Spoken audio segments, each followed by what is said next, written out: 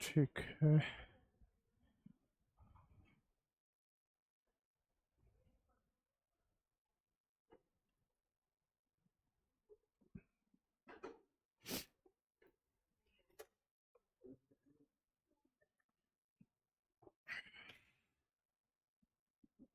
मानव आवाज आ रही क्या, बताना जरा।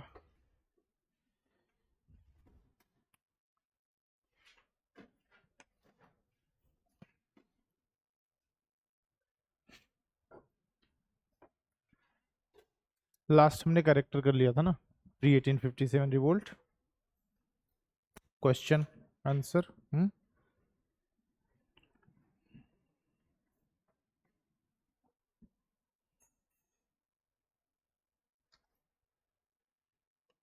ठीक है, तो आज शुरू करते हैं 1857 रिवोल्ट। और सबसे पहले हम देखेंगे रीजंस। नहीं, मैं रीजन बताऊंगा। ओके, तो 1857 रिवोल्ट एंड सबसे पहले हम देखेंगे रीजंस। मल्टीपल रीजंस थे, एक एक करके सारा देखेंगे। ठीक है मानो।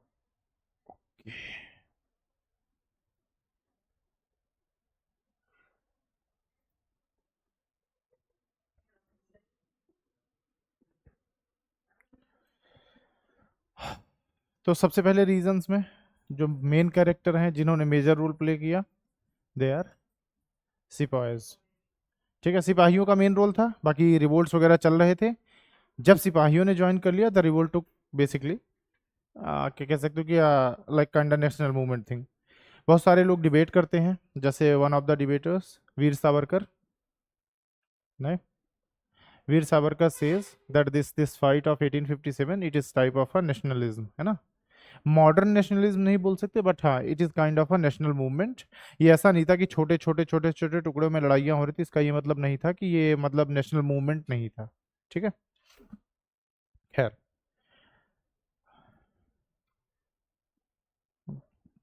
चलो ठीक है, शुरू करते हैं। सो जैसे कि सिपाहीज की बात हो रही, तो सबसे पहला जो प्रॉब्लम थी सिपाहीज को, that was the salary cut. Salary was decreased. और ये सैलरी कब डिक्रीज की गई, सोच के देखो आप। इन 1820s। 1820s में ही स्पेसिफिकली सैलरी कट्स क्यों हो रहे हैं, कोई बता सकता है? Before that their salaries were high.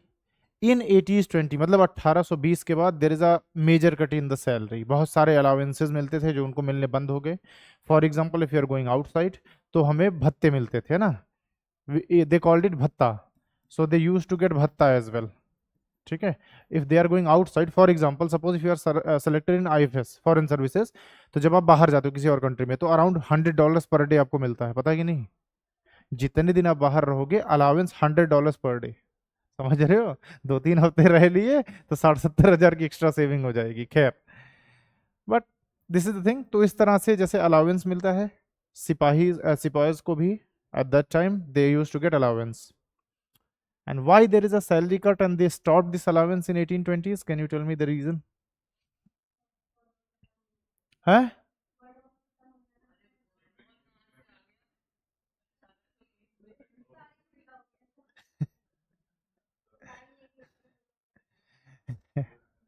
है बंगाल फेमाइन है तो यार 70 में खत्म हो गया था।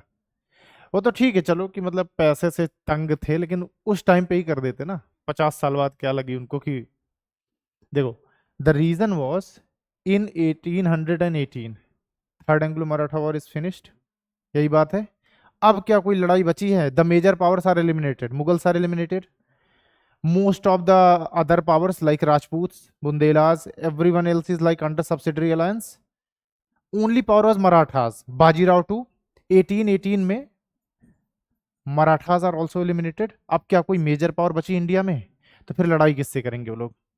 अब क्योंकि मुझे लड़ाई नहीं करनी है, तो या तो मैं जो दे रहा हूं उस पर रह लो, या तो जाओ जो करना वो कर लो। यही तो बात है कि एक बार मेरा काम निकल गया, अब मैं सैलरी कट कर रहा हूं। तुम्हें रहना है रहो, नहीं समझ आता है तो ठीक है, नौकरी छोड़ दो, कोई बात नहीं। क्योंकि अब वी आर कैपेबल ना। अब हमें मेजर किसी पावर से लड़ाई करनी ही नहीं, किसी के पास बड़ी फोर्स ही नहीं बची, तो मुझे इतने सारे सिपाहियों का करना क्या है? भाई ब्रिटेन की 1.5 गुना आर्मी, मैं क्या करूंगा इतनी बड़ी फोर्स का? तो whether stay with the salary cuts और जस्ट लीव, दो ऑप्शन है। तो दे विल चूज टू कि भाई चलो ठीक है रहते हैं, लेकिन गुस्सा तो आएगी उनको भाई, दे विल बी एंग्री, है ना, कि जब तक काम था तब तक तो आपने हमें यूज किया कि हाँ ठीक है जाओ कटो मरो ये करो, तब तक आप पैसा देते रहे। जब एक बार आपका काम निकल गया तो आपने क्या करना शुरू कर दिया? सैलरी कट्स, अलाउंसेस बंद कर दिया, अपने भत्ता बंद कर दिया हमारा। अब बाहर भी भेज रहे हो उसके लिए भत्ता भी नहीं दे रहे हो, है ना। तो एक तो ये बात थी। तो this is the reason they are get, because of this reason कि भाई 1818 में no major powers left in India, तो there is a salary cut, ठीक है। हाँ अलग अलग है, अरे जैसे समझो कि ना भत्ता is like a bonus. Suppose कि तुम्हें रेगुलर काम करने के लिए सैलरी मिल रही है, ठीक। For example suppose Shri Krishna IAS यहाँ पे मैं आ रहा हूँ, आई एम गेटिंग सैलरी।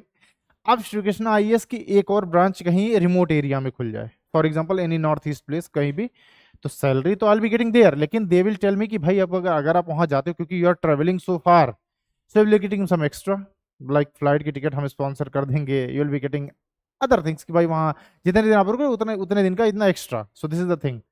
तो दे वर गेटिंग सैलरीज प्लस भत्ता। और ये भत्ता क्यों होता था? जब वो ट्रेवल करते थे outside of their region, their region, ठीक है। जैसे सपोज इंडिया में जब तक suppose you are as an IAS officer you are posted in India, तब तक तुम्हें सैलरी मिल रही है, इंडिया में कहीं भी ट्रांसफर कर सकते हैं। But if they are sending you outside of India then you need some specific things ना, कि बाहर आप जा रहे हो तो आपका खर्चा होगा खाने पीने से लेकर के बाकी चीजों पे।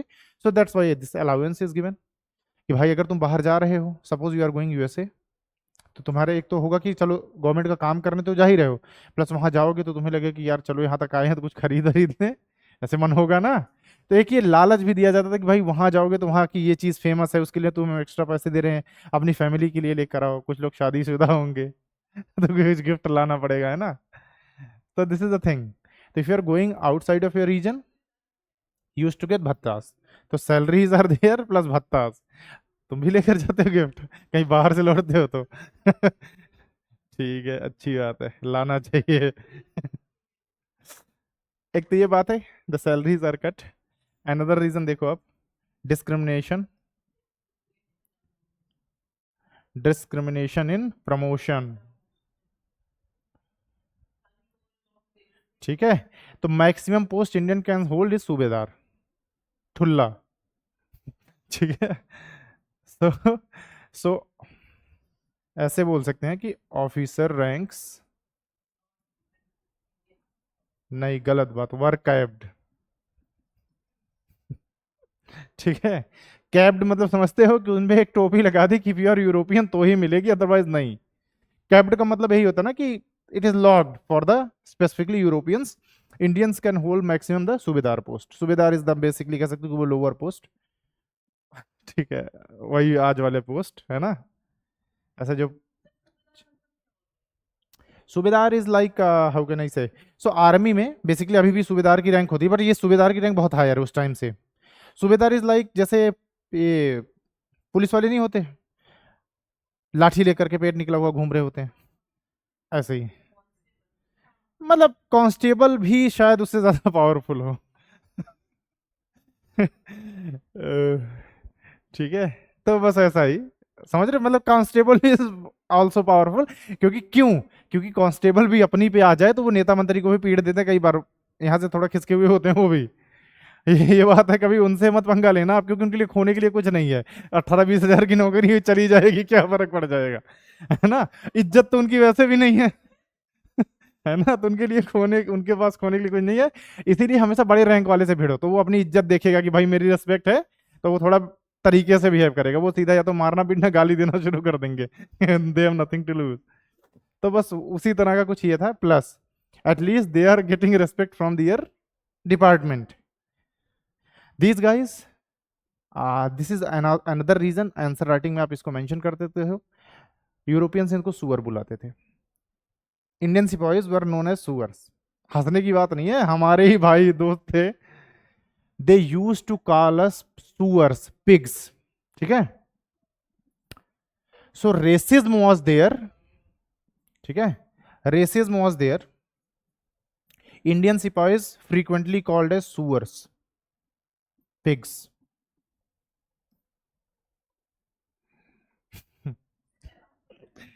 तुम लोग क्या, मैं नहीं हंस रहा, it's not me, it's them. बताओ तुम्हारे भाइयों और बहनों को कोई सुअर बुला रहा है, यू गाइस आर लाफिंग।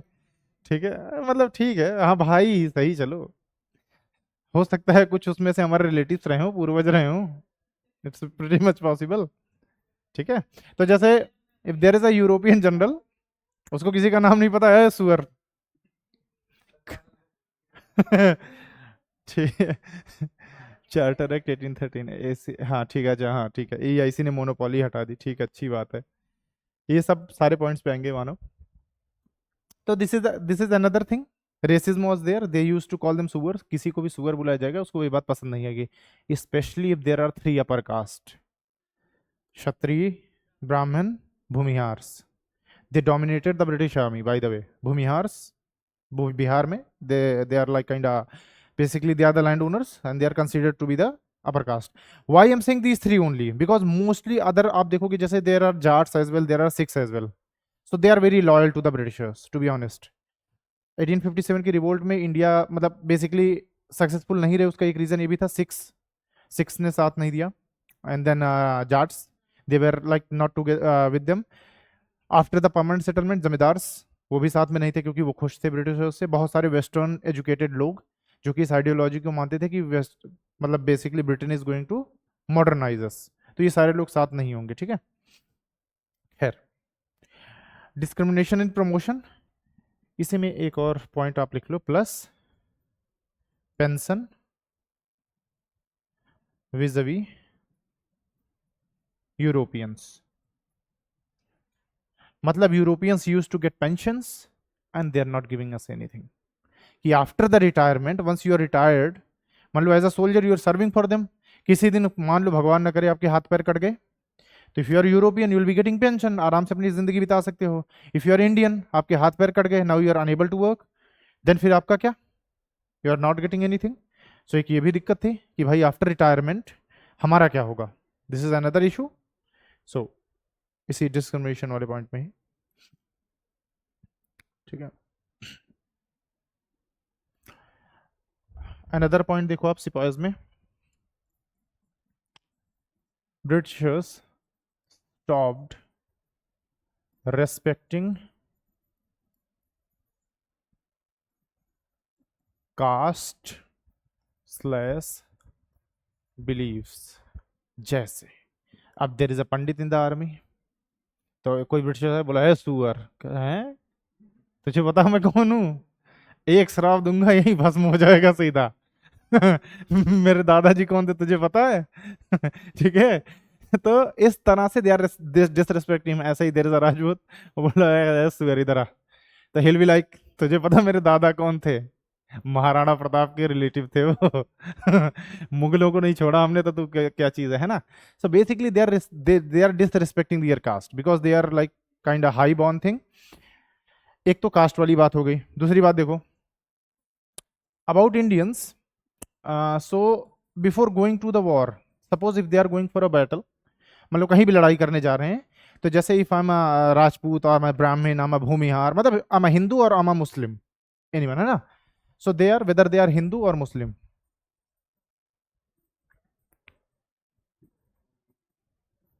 अब before going to the war हमारे में एक कस्टम होता है कि वी वर्शिप करते हैं किसी न किसी गॉड गॉडेस को। हिंदूज मोस्टली दे वर्शिप माँ काली, काली माता की पूजा होती है proper before going to a war. ठीक, if they are Muslims, so basically whatever they will pray, like in the mosque or like maybe there is gathering, they will offer prayers, है ना, so they'll offer prayers कि we are going for the war, so this is the thing, so these are few customs, है ना, these are the customs before going to the war, these are the customs। अब देखो after Hindu and Muslims there are other basically what do we say, believers as well, Christians are there, भाई Europeans जो होंगे वो Christians होंगे, हिंदू मुस्लिम थोड़ी होंगे। तो अब इस तरह से ना बहुत सारे बिलीव्स होते जा रहे हैं। So they stopped this specific thing, Britishers ने बोला कि ये सब बंद करो, ये सब क्या है, काली माता की पूजा कर रहे हो जाने से पहले, प्रेयर ऑफर कर रहे हो इस तरह से, तो भाई तुम लोग वहां आर्मी आती जा रही है, तुम यहाँ पे पूजा पाठ में लगे हुए हो, उससे अच्छा इतनी देर प्रैक्टिस कर लो, है ना। So Britishers they stopped these customs कि भाई ये सब चीज नहीं चलेगी, नो स्पेसिफिक कास्ट वाइज और like there is no specific what do we say custom, कि ये सब चीजें बंद होंगी। जिस दिन आपको बताया जाए कि इस दिन लड़ने जाना है, सुबह उठो, तैयार हो, लड़ाई पे जाओ, ये चीजें they need to be stopped and this hurt their sentiments. अब उनको क्या दिमाग में रहेगा, देखो ये चीजें ना मतलब आपको मेंटली भी अफेक्ट करती हैं। अब आप वॉर में जाओगे तो आपको मेंटली लगेगा कि यार ये तो करके नहीं आया, दही चीनी खा के नहीं आया, इंटरव्यू नहीं निकलने वाला मेरा, हाँ। सो है ना, तो दे will be having doubt in their mind कि यार ये गड़बड़ करवा रहा है, इसने मना कर दिया हमें ये चीज करने, तब हम जाएंगे वहां पे, या तो मर जाएंगे या तो हार जाएंगे। So they are getting hurt, hurting their sentiments, है ना, कि वी हैव पर्सनल बिलीव्स, भाई हम तुम्हारे लिए अगर कुछ कर रहे हैं, हम तुमसे मांग तो कुछ रहे नहीं, but you are hurting our personal beliefs, so this is another thing, है ना।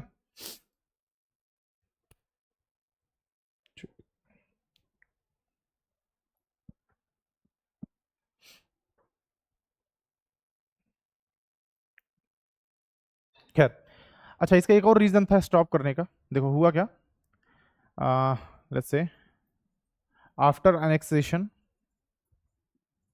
of Awadh plus subsidiary alliance। अब देखो जितनी जगहों को ये लोग कब्जा कर रहे हैं, from everywhere there are different believers. For example if you are from UP and Bihar, Maa Kali is very relevant. If you are from Bengal, Maa Kali is very relevant. If you are from South India, may be some other god is there. तो एक बात बताओ, इस तरीके से कम 100, 150 या 200 God's की तो पूजा होगी पहले, यही तो होगा। देयर आर डिफरेंट कस्टम्स, क्यों? क्योंकि जैसे मैंने अवध को अनेक्स किया, अब जो उनके ट्रूप्स हैं majorly they are replaced by Europeans, ये बात हमने पढ़ रखी है। लेकिन बहुत सारे ट्रूप्स उनको ब्रिटिशर्स रिक्रूट भी करेंगे। Suppose there are good troops, there are clans with good troops, they are like अच्छा खासा हाइट है, they are very they have good strength, so Britishers will hire them. अब from if you are from Awadh you will be like worshipping another god. If you are from Mysore, you will be worshipping another god. If you are from Travancore, you are worshipping another god. If you are Maratha, maybe you are just worshipping Shiva, Lord Shiva. तो इस तरह से you are worshipping a lot of gods, which will take a lots of time, lots of resources, and then और इससे क्या होगी? Disunity as well.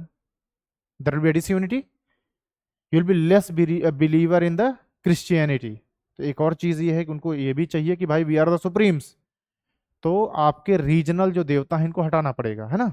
So this is another reason कि they are stopping, because there are so many basically groups.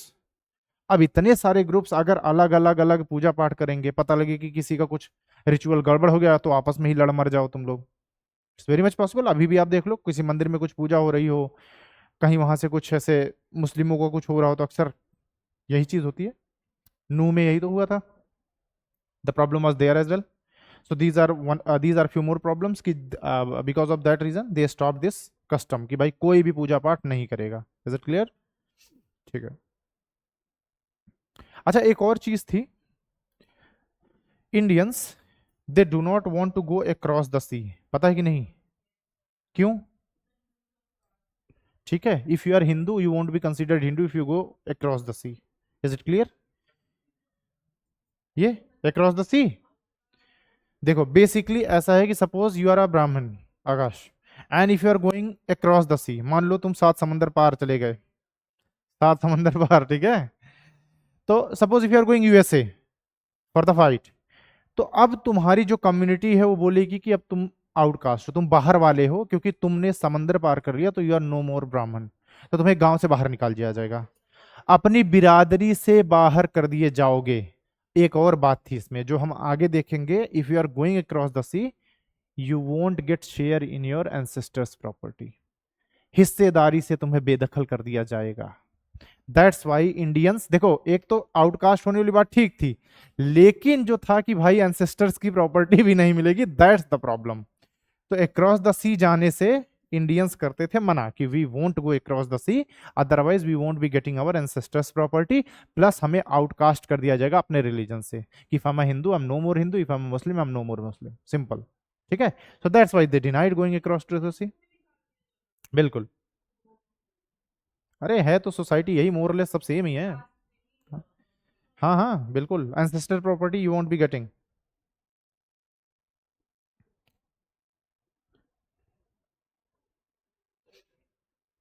ठीक है। अब ठीक है, so they just refuse to go across the sea. ठीक। अब जो जो लोग इससे मना करते थे, दे वेर डिसमिस्ड। ठीक है, डिसमिस्ड। और जो डिसमिस्ड होंगे वो खुन्नस खा के बैठेंगे।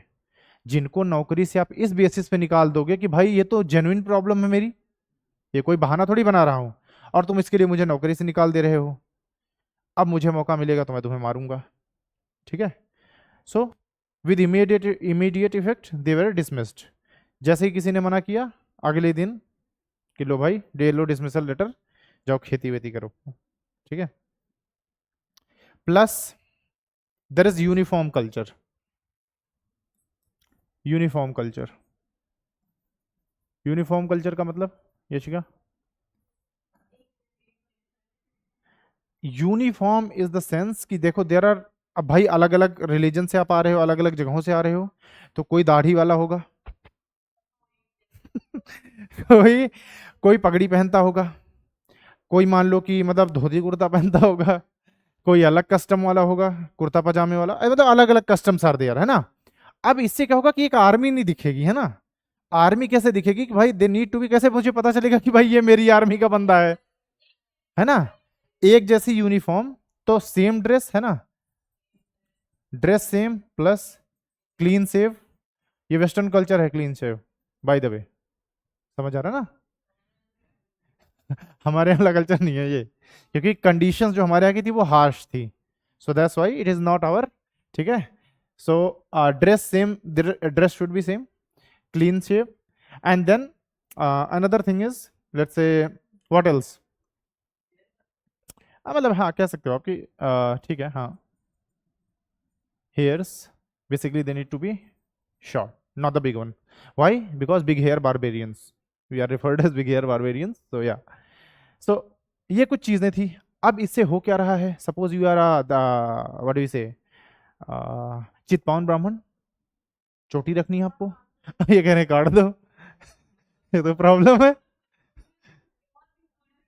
हाँ वही मैं वही कह रहा हूँ ना कि इट इज वेरी, मतलब ये बहुत बड़ी बात है। ये तो वही बात हो कि किसी पंजाबी को आप बोल दो कि आप केश काट दो, इट्स वेरी प्रॉब्लमेटिक, केस काट दो।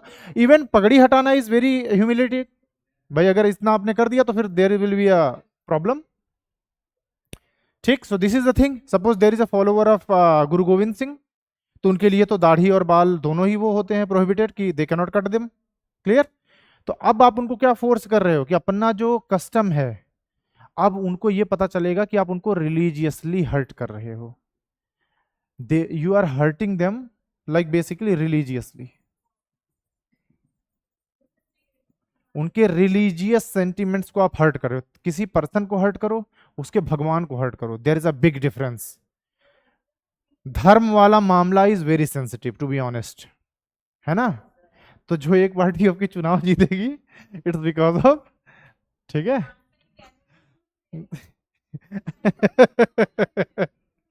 ठीक है। तो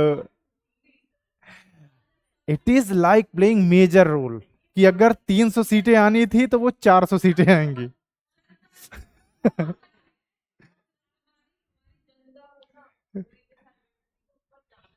जाना तो चाहिए। दिस इज द थिंग, देखो इस चीज को आप खत्म नहीं कर सकते, कुछ ही कर लो, आप कितने बड़े स्कॉलर बन जाओ, अनलेस यू आर थेनोस। ठीक है। So you can't do anything literally, it is like, ये मतलब हो चुका है। जैसे मान लो कि मैं बहुत पढ़ा लिखा, मान लो मैं इन चीजों में नहीं मानता, लेकिन अगर मेरे सामने मेरे भगवान के मंदिर को कोई तोड़ेगा या कोई उसमें उल्टी सीधे काम करेगा तो मुझे बुरा लगेगा, पता नहीं, मैं कितना भी पढ़ा लिखा हूं, मुझे पता है कि मे भी कहते हैं कि चलो ठीक है ये सिर्फ मूर्ति है, भगवान तो भगवान इज एवरीवेयर, ये बुरा लगेगा मुझे, मेरे एंसेस्टर्स को, मेरे, अच्छा as an Indian as well, मैं कहीं पे रहूं पूरे वर्ल्ड में, अगर मैं यहाँ पैदा हुआ हूँ या मेरे सेंटिमेंट्स इससे जुड़े हैं, अगर इंडिया पे कुछ गड़बड़ होगा मुझे बुरा लगेगा। इट डजेंट मैटर कि मैं अमेरिका की, चाहे मैं अमेरिका के ब्यूरोक्रेसी में बैठा हूँ, टॉप का हूँ, मैं अमेरिका का प्रेसिडेंट हूँ, इंडिया में कुछ बुरा होगा तो मुझे बुरा लगेगा, it's obvious from here. That's why many sepoys in 1857 they were loyal to the Britishers and they trusted them like anything. क्या किया उन्होंने, मान लो कि suppose you are like sipahis of Britishers, अब वो तुम्हारे ही किसी भाई बंधु को पकड़ कर लाए कि इसने चोरी करते हुए पकड़ा है, इसको गोली मारेंगे तुम्हारे सामने। अब उन्हें पता चल जाएगा अगर if you are loyal to them तुम्हारी आंख नहीं झपकेगी। पिक्चर देखिए RRR, उसके दोस्त को पिटवाते हैं उससे कुत्ते की तरह, बहुत मारता है, रुकता नहीं है। So they are testing their loyalty. This is the same scenario, exact scenario 1857 में हो रहा है कि they are testing their loyalty, क्योंकि उनको आइडिया था कि कुछ तो होने वाला है। हाँ, they are testing their loyalty. अब उसमें कई सिपाहीज होंगे जो टूट जाएंगे कि अरे यार मेरे भाई को मार रहा, यही टाइम रिवोल्ट करो, मारो इनको। लेकिन बहुत सारे सिपाहीज होंगे जो डिसिप्लिन्ड होंगे, वे टाइम का वेट करें। By the way the date was 31 मई, ये थी वो डेट जो डिसाइड हुई थी 1857। इससे पहले कर करके गलती कर दी, नहीं तो इट हो सकता है सक्सेसफुल रहा होता। इस डेट से पहले कई लोगों ने अपना पेशेंस लूज कर दिया, प्लस यूनिटी नहीं थी, बहुत सारी बातें थी, but this was the date, याद रखना आप, ठीक है। दिस वाज द डेट कि जब डिसाइड था कि इस पर्टिकुलर दिन पे सारे सिपाहीज एक साथ हम लोग क्या करेंगे, दिल्ली की तरफ मार्च करेंगे और जितने लोग रास्ते में मिलेंगे उनको गाजर मूली की तरह काटेंगे, ठीक है ना, ठीक है, clear. So this was the date. लेकिन बहुत सारे सिपाही, suppose if you are getting tested इस क्लास में, आपको आपके किसी नोन को and they are torturing them so badly, तो फिर आप टूट जाओगे, फिर आपको लगेगा कि यार अब या तो आप मार वार दोगे एक हाथ को और मर जाओगे। और कुछ लोग उसमें थे जो डिसिप्लिन्ड थे, कई तो वेट ही करते रह गए, ये दिन आया ही नहीं, उससे पहले ही रिवोल्ट स्टार्ट हो गया, तो उनको लगेगा अब मैं क्या करूं, कंफ्यूजन में रह ही गया कि छोड़ो जाने दो, है ना। खैर, अच्छा, uniform culture plus fear of conversion, fear of conversion कैसे, पोस्ट 1813 कौन आ गया है, क्रिश्चियन मिशनरीज। अब देखो आप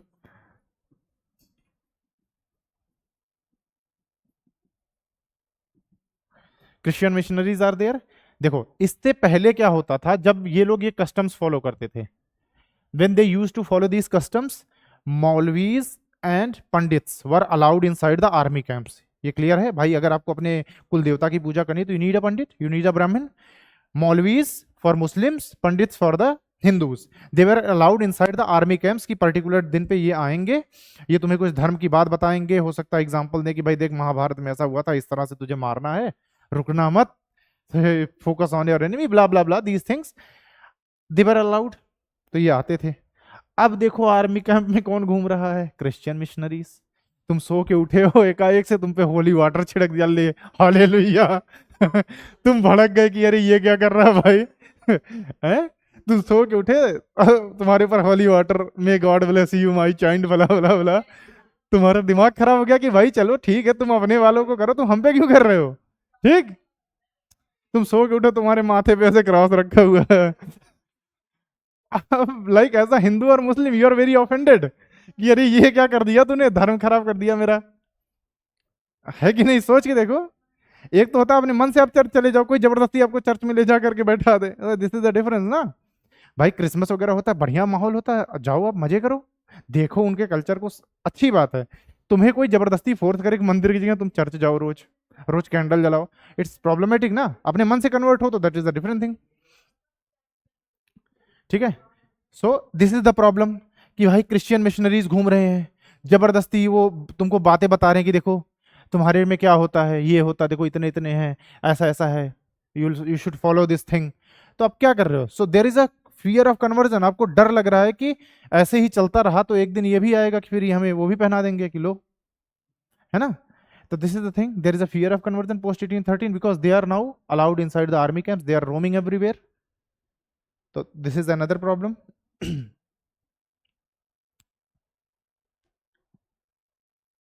एक तो ये कुछ बातें हैं।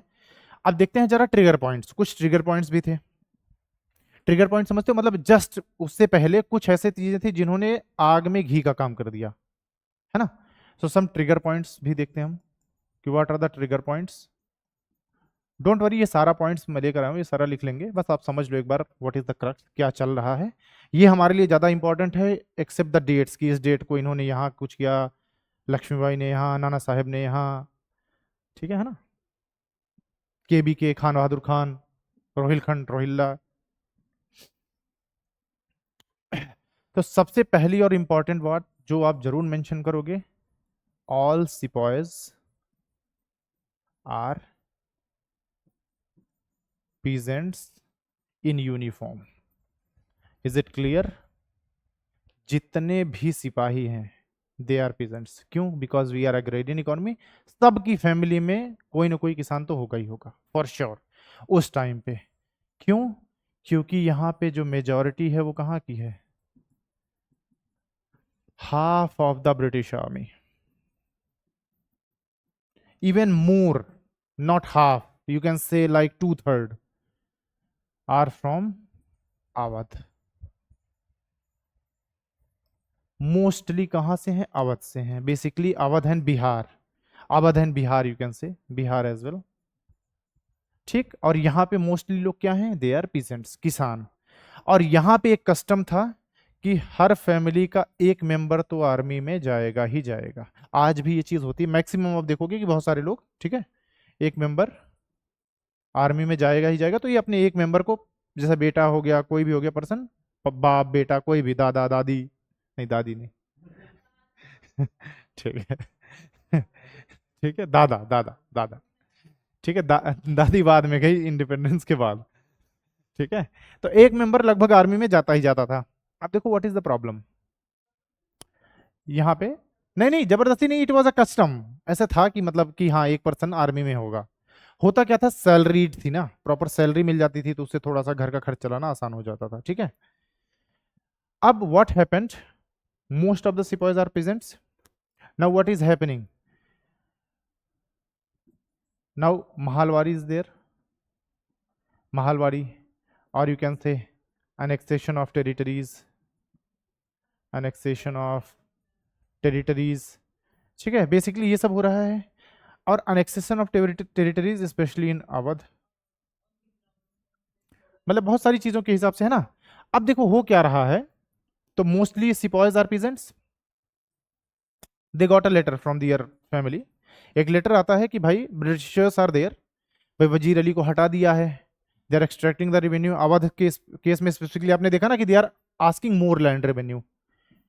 तो लेटर में क्या लिखा कि भाई ब्रिटिशर्स ने लैंड रेवेन्यू बढ़ा दिया है, तो जो आप हमें 100 रुपए महीना भेजते थे, हालांकि 100 रुपए महीना नहीं होता था, इंडियंस को पर मंथ 60 से 70 रुपए पर मंथ मिलता था, सूबेदार की सैलरी जो थी 60 to 70 रुपीज पर मंथ। तो जो आप 100 रुपए का मनी ऑर्डर भेजते थे, उसको एक काम करो बढ़ा करके 200 का कर दो, because the land revenue is increasing day by day. और अगर हम ये लैंड रेवेन्यू नहीं पे करेंगे तो the land will be annexed by the government और the money lender. Is it clear?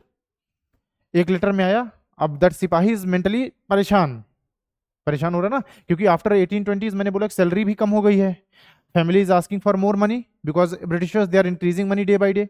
अब इसको गुस्सा आ रहा है कि भाई इन्हीं के लिए लड़ रहा हूं और ये क्या कर रहे हैं? They are looting us.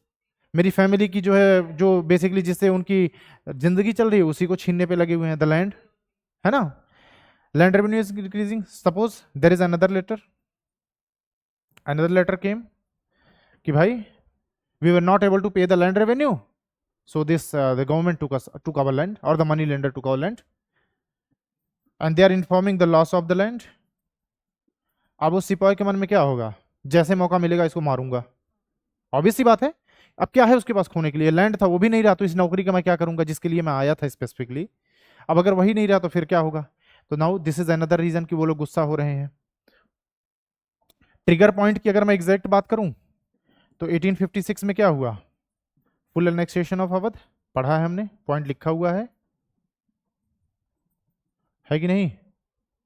Dalhousie ji 4856, full annexation of Awadh for the payment of the subsidy, you are not able to pay the subsidy, give us Awadh. Awadh को पूरा कब्जा लिया। अब the sepoys, most of the sepoys are from Awadh. इन्होंने बोला अरे ये देख, पहले तो तूने मेरी जमीन ली, अब तो तूने मेरा जिला ही हड़प लिया, अब ये गड़बड़ कर दिया तुमने। And they are hurt again ना। मैंने बोला कि देखो यहां से दे आर कि ठीक है loyal to the Britishers, from here they are Awadhi, and they are very offended about this कि भाई जो मेरा गांव था, जो मेरा ये था कि जहां मेरे यार दोस्त थे, अब मैं कहाँ जाऊंगा?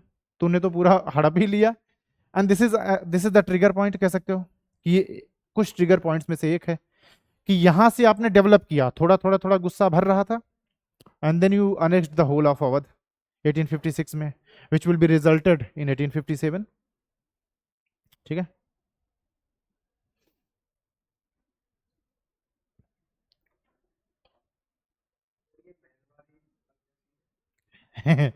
बताओ, तुम बताओ, समझ आया? देखो जैसे 10-15 गांव हैं, 5 गांव को बोल दिया मैंने एक महल। अब उनको एक साथ मैंने बोला कि अब एक ना लीडर चुन लो, पूरे गांव की जितनी 5 गांव का मिला के 100 रुपये अगर कमाते हो, पूरे लोग मिला करके 5 गांव 60 रुपये ला करके मुझे दे दो, और मैं सिर्फ एक पर्सन को जानूंगा, यही पर्सन सबसे लैंड रेवेन्यू कलेक्ट करेगा, ला करके मुझे दे देगा। लैंड रेवेन्यू किस हिसाब पे होगा? सर्वेज होंगे, जिसके पास ज्यादा लैंड वो ज्यादा रेवेन्यू देगा, जिसके पास कम लैंड वो कम रेवेन्यू देगा। ऑब्वियस है ना? ओके, ठीक है। अच्छा, महलवाड़ी हमने लिख रखा है कि नॉर्थ वेस्ट प्रोविंसेस में और अवध में बेसिकली। तो नॉर्थ वेस्ट प्रोविंसेस में और नॉर्थ वेस्ट प्रोविंसेस और अवध, यहाँ पे ऑपरेशन बहुत ज्यादा बढ़ गया था ईआईसी का, and then most of the sepoys are from here, it's obvious they are going to revolt. ठीक है, ओके।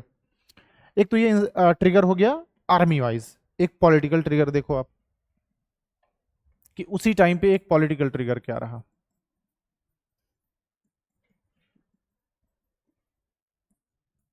ठीक है, ट्रिगर मतलब just before 1857 what happened, what was the political trigger.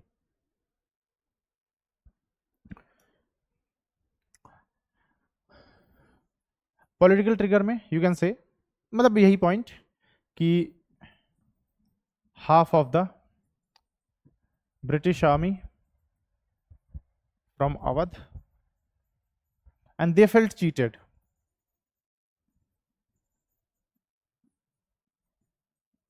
They felt cheated. Basically, why I'm saying it's a political trigger, because of the policies of the Britishers. उनकी policies ऐसी रही कि these guys they felt cheated, कि they are cheating us by promising कि भाई तुम्हें हम ये कर देंगे वो कर देंगे। Now what are you doing? You are annexing our properties, है ना? And they felt cheated, और जब they felt cheated, so basically they came together to revolt against Britishers. और इस चीज को वीर सावरकर साहब सब नेशनलिज्म बोलते हैं।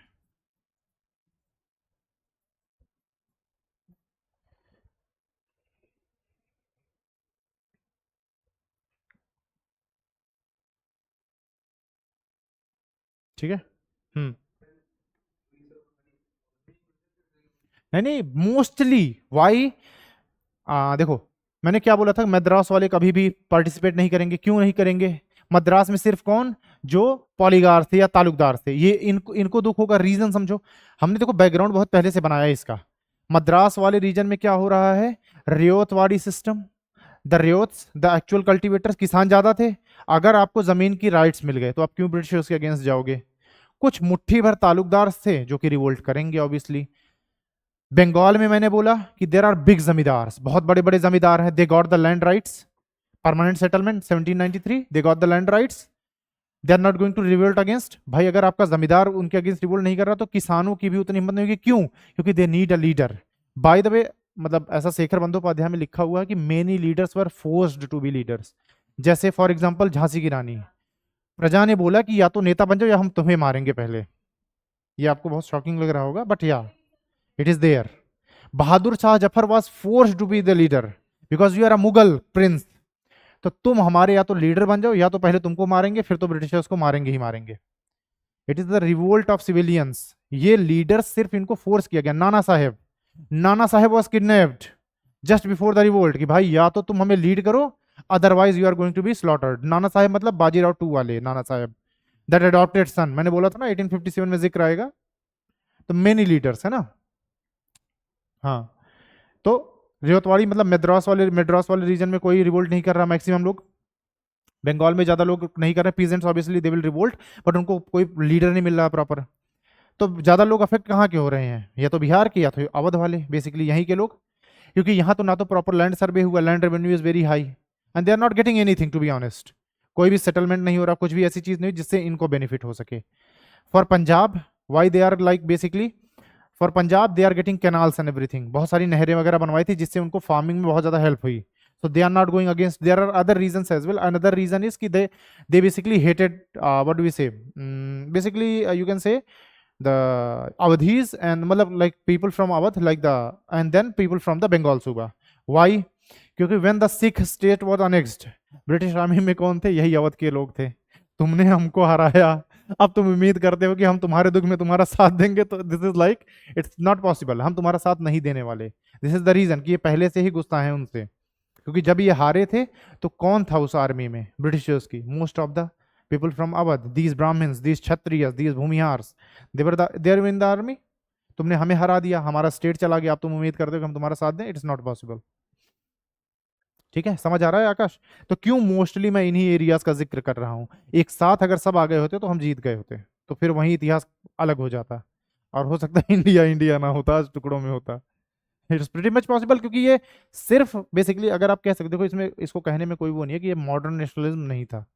हिंदुस्तान के लिए लड़ाई थी, लेकिन प्रॉपरली यूनाइटेड हिंदुस्तान के लिए नहीं थी. हिंदुस्तान के लिए लड़ाई थी, बट अपने अपने एरियाज के लिए थी, और यही रीजन था हम हार भी गए, है ना. Okay, this is the political trigger. Religious trigger देखते हैं जरा. What is the religious trigger?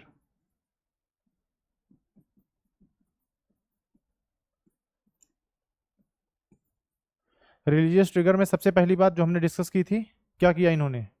जो रिलीजियस लैंड्स थे उनको क्या कर दिया? टैक्सेबल. एक तो ये बात.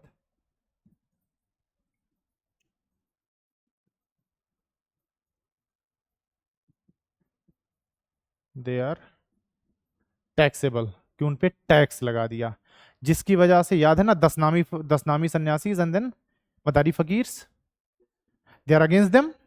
अब with them there is like a majority of people. ऐसा नहीं कि सिर्फ वही लोग, उनसे बहुत सारे लोग जुड़े होंगे जो उनको धर्मगुरु मानते होंगे उनको, मतलब इस तरह से.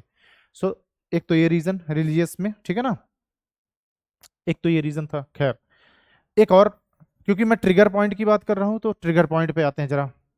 सो there was a gun, the name was, what was the name, ठीक है, ब्राउन बेस मस्केट. ये गन होती थी, लंबी सी गन, देखी जिसमें चाकू भी लगा होता था, जैसे लंबी सी गन होती थी. सो ये गन यूज करते थे वो लोग. नहीं नहीं, अभी तो वो ये दिस गन, जब तक ये गन यूज करते थे तो इसका जो बेसिकली जो इसकी बुलेट्स थी, उसका जो कार्ट्रिज था उसमें एक पेपर लगा होता था. सपोज दिस इज द बुलेट. इस बुलेट का में जो ऑब्वियसली बारूद होगा उस गन में डाला जाता था, फिर उसको भरते थे, है ना. हाँ, वो the gun was Enfield, not Royal Enfield, वो बाइक होती है. It was la Enfield. ठीक है, खैर, ला इनफील्ड. ठीक है, खैर, तो रॉयल इनफील्ड बाइक है उसी नाम पे. तभी देखो बोला नहीं कि built like a gun goes like a bullet, उस पे लिखा होता, this is the tag line of the Royal Enfield. खैर, Brown Bess musket was the gun earlier. अब ये गन में क्या होता था कि सपोज दिस इज द बुलेट, आपने इसका पेपर ऐसे टीयर किया, अंदर बारूद था, आपने उसमें बारूद भरा, फिर then you have a stick kind of thing, आपने उसको भरा और then you just fired it. तो ये था. This gun was replaced with एक नई गन लेकर आए, क्योंकि इसकी रेंज उतनी अच्छी नहीं थी. इसको मार दोगे, बहुत ज्यादा रेंज नहीं थी. Suppose this is the range, मैं यहाँ से शूट करूँ तो किसी को तो लगेगी है ना. So they needed a better range guns because of tribes and everything. दूर से तीर मार देते थे, इनके गोली वहां तक नहीं पहुंच पाती थी, है ना. So they needed a better gun. So this gun was what do we say replaced by Enfield, Enfield rifle. ठीक है, एनफील्ड राइफल. ठीक है, ला एनफील्ड पूरा नाम था. खैर, इसको एनफील्ड राइफल बोलते हैं. It is a bolt action gun. Bolt action मतलब होता है कि समझ रहे हो, एक बार ऐसे खट खट करो फिर मारो, एक फायर के बाद फिर से आपको उसको रीलोड करना पड़ेगा, है ना. अब जो ये एनफील्ड राइफल होती थी, इसकी जो बुलेट थी, इस बुलेट से पहले देखो एक कहानी हुई थी. Mangal Pandey was there. ठीक है, so he is basically upper caste Brahmin. तो मंगल पांडे और मतलब जो अपर कास्ट थे, एक दिन हुआ क्या कि आर्मी में देयर वाज समथिंग, तो पानी चाहिए था इनको बेसिकली. अब एग्जैक्टली किसी का नाम लेना ठीक नहीं है. दे नीडेड वाटर, तो उन्होंने एक लोअर कास्ट का पर्सन था उसमें जिसने इनको पानी ऑफर कर दिया. उन्होंने बोला कि तेरे हाथ से पानी पियेंगे तू लोअर कास्ट वाला आदमी. फिर उसने बोला कि यहाँ तो तुम बड़ा लोअर कास्ट अपर कास्ट कर रहे हो. तब क्या हुआ, जब तुम ये बुलेट जिसको दांतों से काट रहे हो, उसमें पिग की और काऊ की चर्बी यूज कर रहे हैं ये लोग. They are using the fat of the cows and pigs तब क्या हुआ, तब कहाँ गया तुम्हारा ये अपर कास्ट लोअर कास्ट? भाई cows are holy for us and Muslims they like basically pigs are bad for them, to be honest they can not eat park pork, है ना, पॉर्क इज बैड।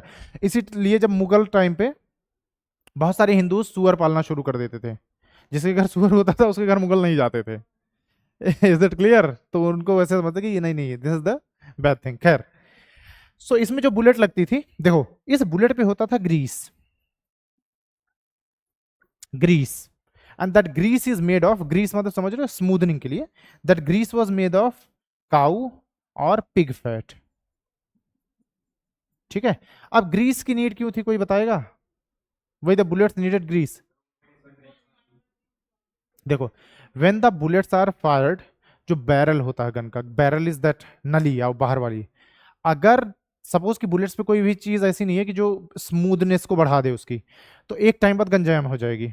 भाई बारूद fire हो रहा है ना उससे, तो that's why they needed this grease over there कि बुलेट्स इजीली ट्रेवल कर पाए और गन जैम ना हो, अदरवाइज वो बैक फायर कर जाएगी। यही होता है मोस्टली गनों में, जो डबल बैरल गन्स आती थी कई बार बैक फायर कर जाती थी बिकॉज ऑफ द, इसीलिए बैरल्स को भी क्लीन करवाया जाता था proper, there is a cleaning of the barrel, कि तेल लगा करके प्रॉपर बैरल को क्लीन करवाया जा रहा है, दिस काइंड ऑफ थिंग्स। खैर, so this grease was there और for some reason it is not specified, तो जो इसका कार्ट्रिज का पेपर था इसको इन्होंने बोला कि शायद हो सकता है कि जैसे दिस इज द बुलेट, अब that paper is very fine, अब तुम्हें इसको हाथ से हटाने में बहुत टाइम लग रहा है, तब तक किसी ने तीर मार दिया तुम्हें, तुम निपट गए। उससे अच्छा दांत से लगाओ, कोई बोतल आसानी से ना खुल रही उसको दांत में पकड़ो, बहुत जल्दी खुल जाती है। कोई चीज ना कट रही हो ना खुल रहा हो तो सीधे काट डालो दांत से, है ना।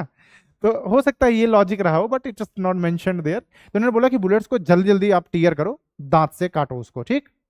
And once they knew there is a cow pig and then this का फैट, सो ऑब्वियसली अब उसको कोई मुंह में तो नहीं करने वाला, ना तो वो हिंदू ना तो वो मुस्लिम, नहीं करेगा। क्रिश्चियंस को फर्क नहीं पड़ता क्योंकि वो खाते हैं, उनको लगा कि अरे इसमें क्या नई चीज है, ठीक है, अजीमो शान शहंशाह भूल गए थे आज बैकग्राउंड म्यूजिक वो लोग। खैर ठीक है, तो सिपॉयज, ओहो, तो यहां से क्या हो रहा है, sepoys stopped using this Enfield gun, मना कर दिया यूज करने से कि नहीं करेंगे, जो करना कर लो, हम इसको यूज नहीं करेंगे बिकॉज एक देखो इनके मन में ऑलरेडी ये दिक्कत है कि भाई तुम हमें कन्वर्ट करने पे लगे हो, and what are you doing, you are making them more insecure, कि ये करवा के तुम क्या कोशिश कर रहे हो, you want to convert us into Christians, you are making us insecure ना, रिलीजियस ट्रिगर, कि we are not going to do that, जबरदस्ती कर नहीं सकते आप हमारे साथ क्योंकि we have the majority. And then after this सबसे पहली गोली फायर करने वाले कौन थे,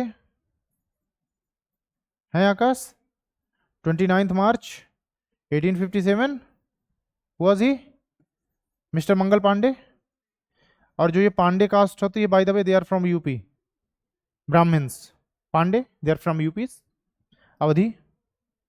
मंगल Pandey he fired the first bullet. Hmm,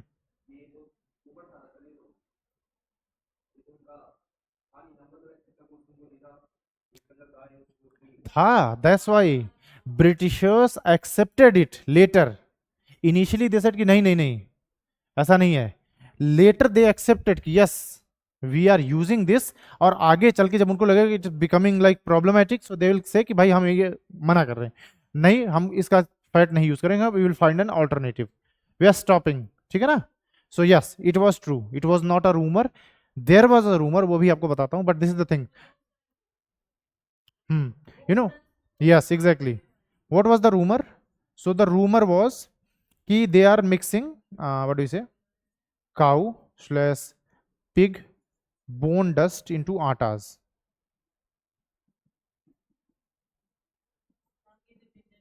exactly, ये रूमर था, there was nothing like this, but हाँ ट्रिगर पॉइंट तो ये भी था कि मुझे पता चला भाई ये जो रोटी हमें खिला रहे हैं इसमें हमको कन्वर्ट करने के लिए, बाद में हालांकि ब्रिटिशर्स दे वर एक्सट्रीमिस्ट, इनमें से मैक्सिमम सिपॉयज 1857 का पता इनको कैसे मारा इन लोगों ने, पहले इनको पेड़ पे टांगा, then they use the bhalas, they put this cow fat pig, this bhalas, and they used to like basically जबरदस्ती मुंह में घुसाते थे पहले, ठीक है ना, फिर जब आप मेंटली एकदम खत्म हो then they use to shoot you, और like may be burn you alive और may be hang you on the trees की देखो। हाँ बिल्कुल थे, first democracy in the world देखो। और ये सिखाते हैं, इनके यहाँ एक चैप्टर चलता है फिलहाल, अभी भी पढ़ाते हैं ये लोग, because I used to teach few British kids, so they were used to ask me like कि हाँ ठीक है क्या ऐसा है। तो मैंने पढ़ाया एक दिन उनको हिस्ट्री, मैंने कहा बेटा अब तुम्हें जितना पढ़ाया जा रहा है it is nothing. Kanpur massacre, anyone knows it? Kanpur massacre? नहीं?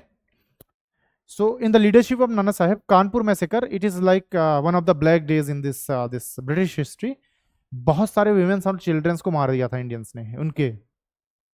There is a specific reason, बहुत बुरा हमें लग रहा होगा, but there is this specific reason. किसी भी बैटल में मतलब women's and childrens उनको नहीं मरना चाहिए, to be honest, but Kanpur में it happened. Kanpur massacre is the name, and there many Britishers officials, there women's, childrens, they were killed like brutally, so many, which obviously फिर बाद में उन्होंने भी वही काम किया, बट हाँ इनिशियली दे वर किल्ड।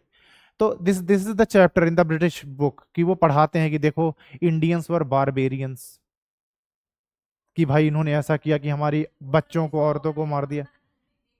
वही चीज है ना, मैं वही बोल रहा हूँ कि देखो आप अधूरी हिस्ट्री किस तरह से आप पढ़ाते हो, उनको तो यही लगेगा ना कि we are villains for them, कि वो हमें सिविलाइज करने आए और हम उनको मार काट रहे हैं। यही तो बात बनेगी भाई, कि वो हमें सिविलाइज करने आए, white man burden, and we are doing what, we are just, ठीक है खैर उसका रीजन खैर बताऊंगा खैर।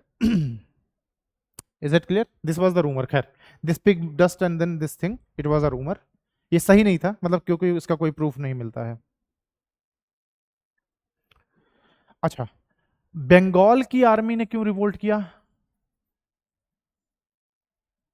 बंगाल की आर्मी ने रिवोल्ट किया, उनके लोगों ने नहीं, पहली बात ये याद रखना आप। बंगाल के लोग खुश थे because the permanent settlement was there, and there were big zamindar जो कि they are capable of holding army, उनके पास भी आर्मी थी, तो they can suppress the peasants easily. Bengal की आर्मी में रिवोल्ट क्यों हुआ? So Britishers did two major mistakes, two mistakes. पहली मिस्टेक इज कि जो इंडियन सिपॉयज हैं, Indian sepoys outnumbered British sepoy. Is it clear? जब बात इंडिया की आएगी, मैं कितना भी तुम्हारे लिए लॉयल हूं, from here I know that they are my people, है ना। एक तो पहली गलती कि इन्होंने क्या किया, इन्होंने ये गलती कर दी कि इंडियंस को बहुत ज्यादा भर लिया। इट्स प्रीटी मच ऑब्वियस कि भाई अगर आपको कोई अपने भाई पे गोली चलाने बोलेगा तो यू वोंट डू दैट। इसीलिए जब Mangal Pandey fire the first bullet, तो इन्होंने बोला उनके फेलो को कि भाई एक काम करो, तुम लोग इनको गिरफ्तार करो। उन्होंने मना कर दिया, नहीं करते, गिरफ्तार कर लो जो करना है, because there is a majority of like you know he is Pandit, so there is a clan. भाई अगर इफ यू आर पंडित और यू आर अ ब्राह्मण, तो मोरलेस आप सेम गॉड को पूजोगे, तो कहीं ना कहीं आपकी आइडियोलॉजी मिलेगी तो वही है। सो यू विल रेजिस्ट कि नहीं करते, जाओ कर लो। तुम अगर यूरोपियंस को खड़ा करना चाहते हो करो खड़ा। अगर Europeans are 10, Indians are 100, they outnumbered here in Bengal, they outnumber the Europeans, पहला point. Then second point is the homogeneous character, homogeneous character. Homogeneous character is nothing but the same ideologies. Same ideology होने की वजह से there is a unity कि we are, just suppose if Muslims are there, so they worship a same God. If Hindus are there, they worship the same gods. More or less gods are same. So there is same ideology which will lead to unity. कि अगर एक सिपाही revolt कर रहा है तो उस regiment के सारे सिपाही रिवोल्ट करेंगे। इट्स ऑब्वियस कि भाई उनके साथ ही आप रह रहे हो, तो कहीं ना कहीं आइडियोलॉजीज आर सेम, ठीक है। पहली मिस्टेक इज कि Indian sepoys out numbered the British sepoys. मतलब जैसे suppose you have an army, तुम किसी कंट्री में जाओ, आर्मी रखो, और उस आर्मी में मोस्टली उसी कंट्री के लोग हों, तो जब बात उस कंट्री पे आएगी तो वो लोग उसका साथ देंगे, वो तुम्हारा साथ देंगे, you are outsider for them. Same चीज ब्रिटिशर्स के साथ हुई, इसकी आर्मी में ज्यादातर इंडियंस, और इंडियंस का ही साथ देंगे अल्टीमेटली, ठीक है ना। ठीक है, पिक्चर देखिए वो बाजीराव सिंघम, कहता तूने पुलिस वाले से दोस्ती करके गलती कर दी, कुछ भी हो और लास्ट में आएगा वो पुलिस वाले के ही पास, ठीक है ना, डिपार्टमेंट की बात होती है, ठीक है। ओके, ये तो कुछ सिपाही म्यूटिनी हमने देखी, ठीक है ना। एंड दीज सिपाही म्यूटिनी दिस सिपाही mutiny is joined bye civilians. अब कुछ जरा सिविलियंस को देखते हैं। सिपाहीज का मोस्टली ये रीजन था, जो रीजंस था, एंड दिस सिपाही mutiny is joined by the civilians. कुछ सिविलियंस भी इस रिवोल्ट में आ गए कि आग लगी ही है तो हम भी थोड़ा घी डाल देते हैं, ठीक है। सबसे पहले पीजेंट्स, ऑब्वियसली पीजेंट्स, किसान तो आने ही आने हैं, ठीक है, क्योंकि हाई लैंड रेवेन्यू, ठीक है ना। पीजेंट्स का रीजन क्या था, देखो आप, जो महालवाड़ी हुआ था, महालवाड़ी सेटलमेंट वाज देयर उस टाइम पे। इसमें क्या हुआ था, the land revenue was very high. क्यों हाई था, due to improper land survey. Improper land survey, land revenue high क्यों था, क्योंकि अगर आपने प्रॉपरली लैंड सर्वे करवाया होता, किस पर्सन के पास इतनी जमीन है, इसकी उपज इतनी है, इसकी कमाई इतनी है, तो इसे इतना रेवेन्यू मांगना इज गुड। आपने प्रॉपर लैंड सर्वे करवाया नहीं। देन किड वॉज देयर, मैं ये बात कर रहा था, उसने पूछा कि सर प्रॉपर लैंड सर्वे क्यों नहीं करवाया, तो इट इज हार्ड। क्योंकि आप किसी गांव में सोचो, अगर आपको एक गांव की भी जिम्मेदारी दे दी जाए कि जाओ इस गांव का लैंड सर्वे कर लो, उसमें से 50% जमीनें ऐसी होंगी जिसपे 2 लोग क्लेम कर रहे होंगे, जमीनी विवाद चल रहा होगा, वो बोलेगा नहीं ये मेरी जमीन है, वो बोलेगा मेरी जमीन है। There is a problem, plus there is so much heat. इस जून के महीने में अगर तुमसे मैं कहूं कि जाओ लैंड सर्वे करो, हो सकता है उसी किसी लैंड में तुम दफन मिलो, ठीक है, बिकॉज ऑफ द हीट, उसी किसी खेत में मरे मिलो पड़े हुए हो, सर्वे ऊपर चल रहा है ना। तो दिस इज द थिंग, तो इसलिए that's why it was hard. ऐसा नहीं था कि करना नहीं चाहते थे, but it was hard because there were so many dispute. पता लगे तुम लैंड सर्वे गए हो, कोई किसान विसान है, मार के तुमको लूट ही लिया वहीं पे, खेत में कौन ही बचाने आएगा तुमको, ठीक है। खैर, so this is one reason, ठीक है ना। अच्छा, महलवाड़ी कहाँ था, basically in North West Provinces, ठीक। एक तो महलवाड़ी सिस्टम था, अवध में और अच्छा था। महलवाड़ी के हिसाब से इन्होंने बोला कि चलो भाई पर्टिकुलर कुछ छोटा मोटा सर्वे करवाया, 10th part of the your what ever production is वो हमें दे दो। अवध का क्या सीन है वो देखो आप, 1856 में अवध को तो अनेक्स कर ही लिया, ठीक है ना। अब अवध में लैंड रेवेन्यू का जो सीन था, यहां पे कोई सर्वे ही नहीं करवाया इन्होंने। There is no survey in Awadh, no survey, plus it is known as summary settlement. In Awadh, it was summary settlement. No survey plus summary settlement. What is summary settlement? जैसे मान लो कि दिस इज होल अवध, कि जाओ तुम्हारे लिए 100 रुपया, कोई सर्वे नहीं, कोई बेस नहीं, अच्छा तुम दिखने में ठीक हो, 200 रुपया, ठीक है। This is the thing, this is summary settlement. कि ऐसे एक मैंने एक नजर मारी, मैंने बोला कि एक काम करो तुम लोग इतना पैसा दे देना, बात खत्म, ना तुम्हारा ना मेरा, ठीक है। This is called summary settlement. So random amount was asked. अब सोचो कोई पर्सन जो दिखने में ठीक है लेकिन गरीब है बेचारा, हो सकता है ना कि भाई नेचुरली इज ब्लेस्ड है, गरीब हो, तुम उससे 1 लाख रुपया मांग लो, है। कोई लेबर क्लास का पर्सन है जो चाय की रेडी लगा था, सरकार कल को उससे बोले भाई 1 लाख रुपया इनकम टैक्स दे, वो क्या करेगा, पागल हो जाएगा बेचारा वही ना। तो दिस इज द थिंग, तो this was the reason, this is another reason कि अवध वालों को प्रॉब्लम है। एंड देन एक तो ये महालवाड़ी, और then this summary settlement was problem. Another reason was high land revenue.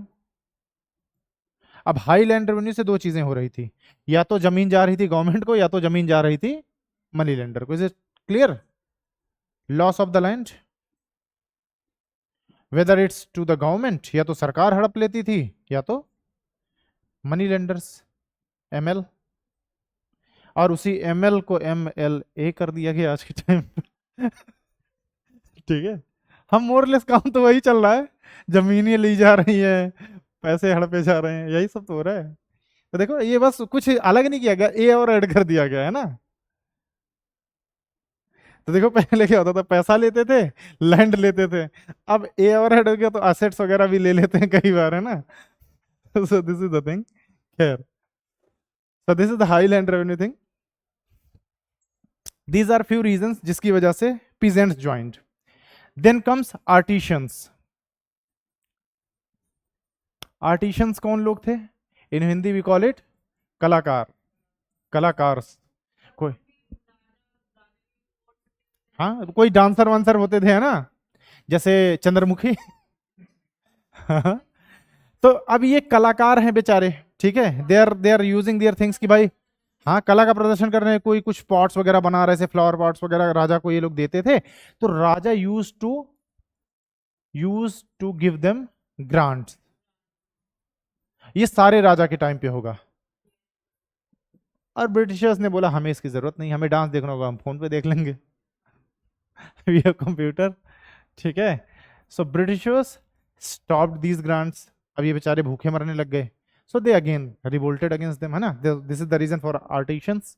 Then comes the talukdars. Talukdars, इनको तो आना ही था, आज नहीं तो कल तालुकदार्स। अच्छा, तालुकदार्स को कोई भूल गया हो तो ये they are the intermediate zamindars, mediators, है ना। Because of Mahalwari they lost half of the year।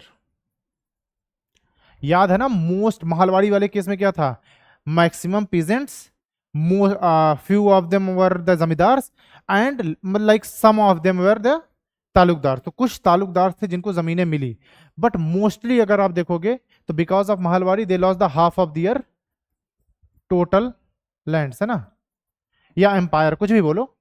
एक तो पूरी जमीनें चली गई इनकी, मैक्सिमम जमीनें इनकी हड़प ली गई, कुछ को रही मिली, अदरवाइज मैक्सिमम जमीनें इनकी चली गई। Plus there आर्मीज disbanded. ब्रिटिशर्स ने बोला कि if this is the British state, और इस स्टेट में सिर्फ एक ही गुंडा होगा, दैट इज अस। आज के सिनेरियो में भी यही है, क्या कोई भी पर्सन पूरे इंडिया में अलाउड है कि वो पर्सनल कैंटोनमेंट एरिया बना ले, अपनी आर्मी रख ले, AK-47 लेके घूमे? It is not allowed. A normal person can not do that. सिर्फ एक ही गुंडा होगा, that is state.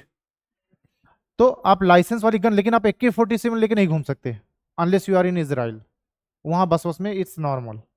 Taliban as well कि what do you say, education minister with the guns, बेटा पढ़ लो। है ना। तो आर्मी इज डिसबैंडेड, जमीन ले ली, उनकी जो पर्सनल आर्मीज थी वो ले ली, plus their forts they were demolished.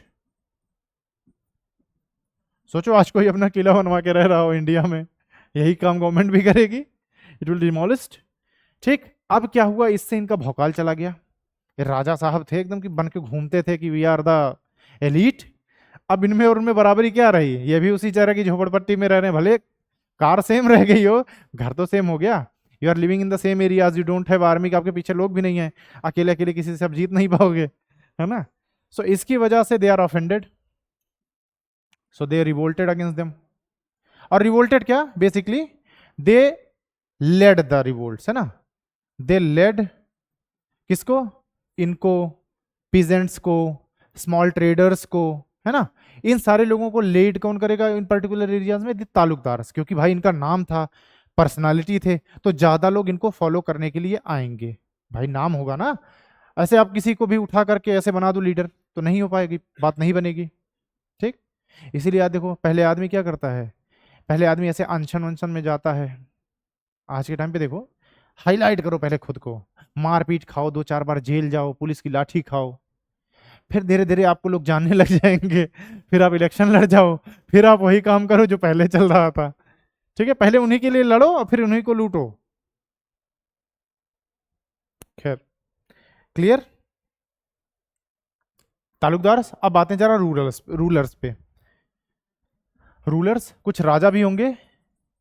Rulers, कौन से rulers, which were impacted impacted badly by British laws। कुछ नियम ब्रिटिशर्स के राजाओं को क्या करेंगे, बैडली इंपैक्ट करेंगे, लाइक वजीर Ali, like who else, like there are so many persons, पेशवाज, इन सबको हटा दिया गया। The title is abolished, everything is abolished. नाना साहब इस गुस्से में कि भाई मौका मिलेगा, पापा का तुम लोगों ने टाइटल अबॉलिश कर दिया, Bajirao two, the title was abolished ना 1818, ठीक है। अच्छा एक चीज और देखो, सो दे आर इम्पैक्टेड, तो मैं यहां ऐसे भी कर सकता हूं कि नॉट ओनली द किंग, सिर्फ राजा ही इफेक्ट थोड़ी हो रहा है, राजा का जो मंत्री है वो भी मंत्री नहीं रह जाएगा, राजा की जो आर्मी है, जो उसमें और पोस्ट है, राजा के जो एम्प्लॉयज हैं, तो देर इज अ मास, बहुत सारे लोग हैं जो कि अफेक्ट हो रहे हैं, not only king but like the वजीर प्लस अदर्स। अभी अदर्स में वो सारे लोग आ जाएंगे, कुछ नौकर रहे होंगे, कुछ लोग पंखा लेके पीछे खड़े रहते थे, एवरीवन इज देयर। तो ये सारे लोग एक साथ अफेक्ट हो रहे हैं भाई। अगर राजा राजा नहीं रहा तो तुम वजीर कैसे बचोगे, तुम सैनिक कैसे रह गए, तुम नाइट कैसे रह गए, है ना। दिस इज द थिंग, राजा को हटा दिया मतलब सब एक साथ पूरा सिस्टम कोलैप्स कर गया।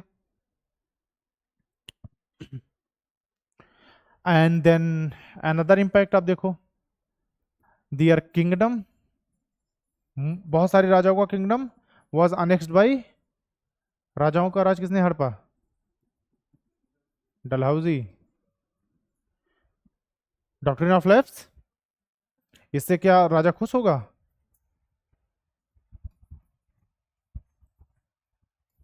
डॉक्ट्रिन ऑफ लैप्स क्या था, दत्तक पुत्र नहीं, you cannot adopt son, if you don't have biological son you cannot adopt one. तो तुम्हारी प्रॉपर्टी कहाँ जाएगी, ब्रिटिशर्स के पास, ठीक है। था तो फालतू ही, खैर। What is the example, Jhansi, Nagpur, Satara, Udaipur etcetera, ये सारे वो स्टेट्स थे जहां के राजाओं को क्या कर दिया गया, उनकी जगह छीन ली गई चीजें, कि पूरा किंगडम ही चला गया उनका, because we don't have biological son, ठीक है।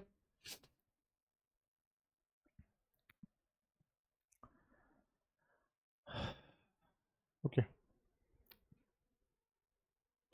अच्छा एक और पर्सन, चलो नाना साहब का भी जिक्र कर लेते हैं। सो ब्रिटिशर्स स्टॉप्ड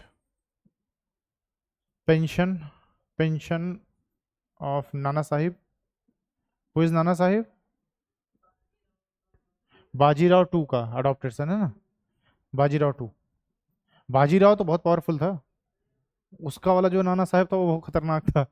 खैर, सो बाजीराव के दो बेटे थे, हाँ, क्या क्या ना, नहीं तीन बेटे थे ना, Raghunath Rao was son of Bajirao ना, रघुनाथ राव और एक बेटा बीच वाला था जिसने शादी नहीं की थी, माधवराव टू, नहीं माधवराव नहीं, अरे ठीक है जो भी थे, क्या ही करना है हमें, दो थे तीन थे, तीन थे ना।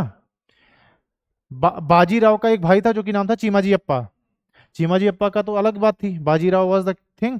तो इनके एक बेटे थे नाना साहेब, है ना, एक बेटा था रघुनाथ राव, रघुनाथ राव नाना साहब भाई तो थे, है ना।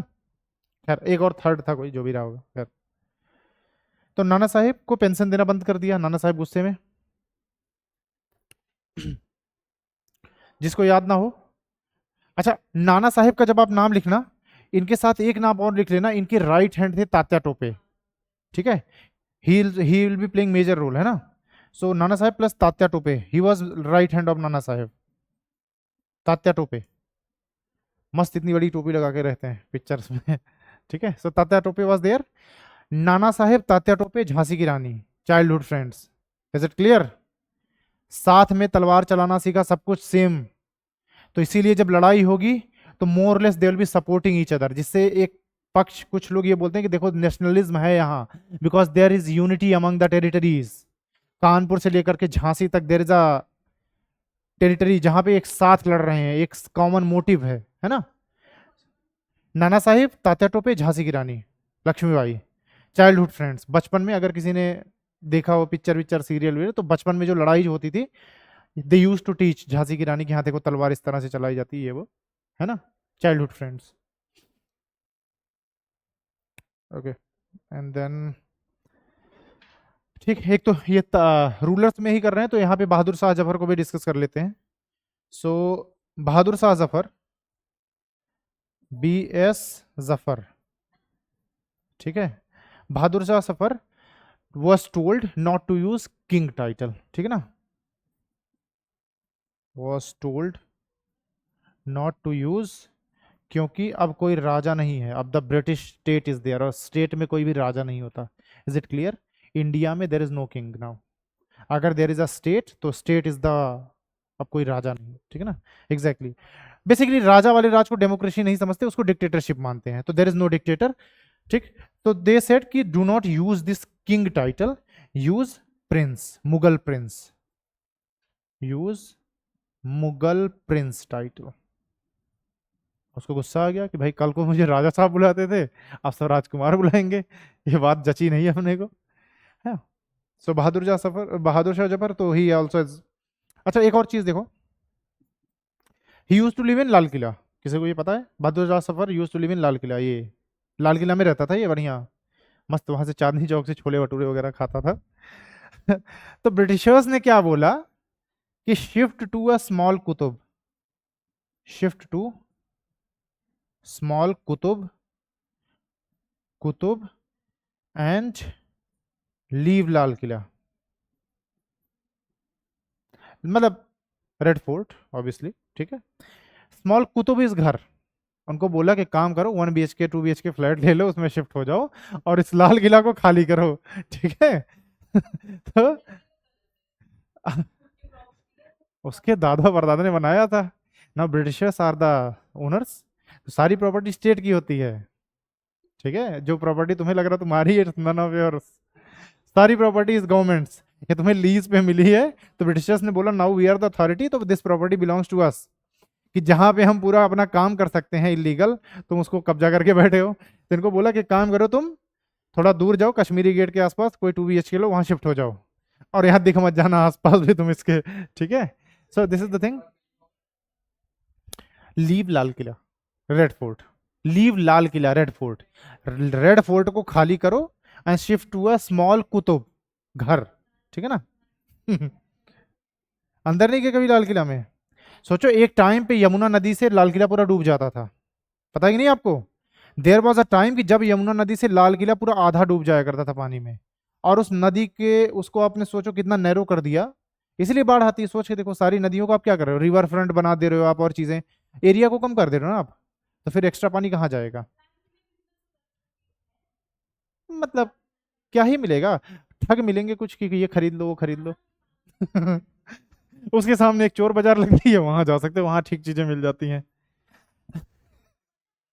मेरा एक दोस्त गया था रिसेंटली, तो हुआ क्या पता है, वो गया था अपनी कार के लिए डेकोरेट वाली चीजें लेने, तो वो चीजें खरीद सकते हो, they are not going to be traced, कि चलो एलॉय व्हील्स वगैरह ले लेंगे, सस्ता मिलेगा। फिर थोड़ी देर बाद हमने देखा कि उसकी ही कार की चीजें वहीं बिक रही हैं। जब वो वापस आया तो कार की अपर बॉडी छोड़ करके उसके पहिए वहिए निकल चुके थे।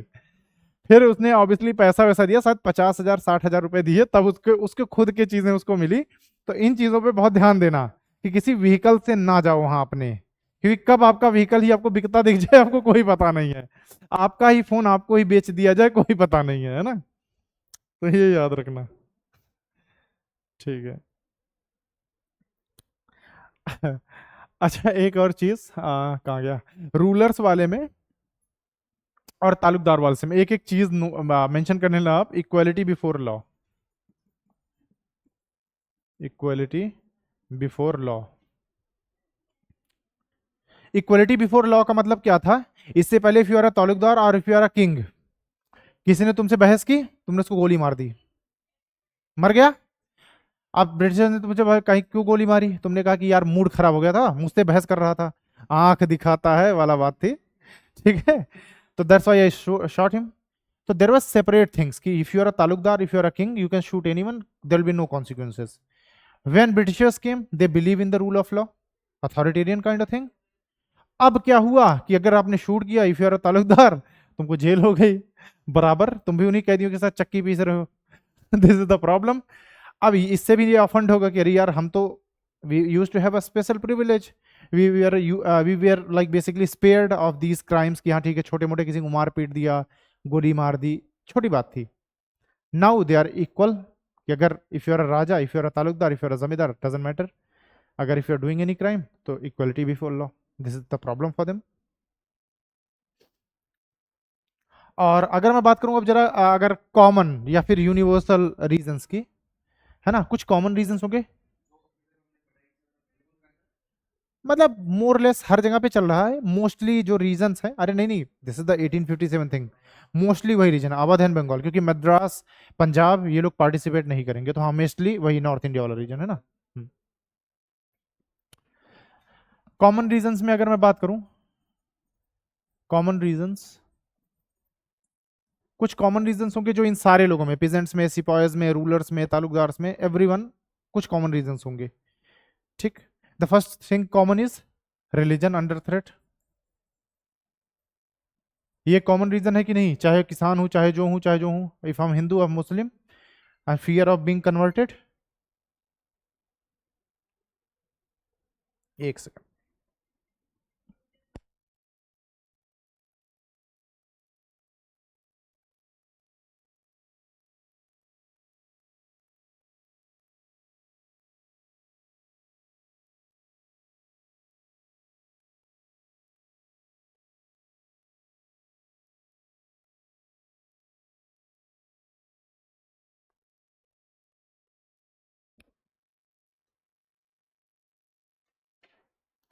एक तो ये बात हो गई,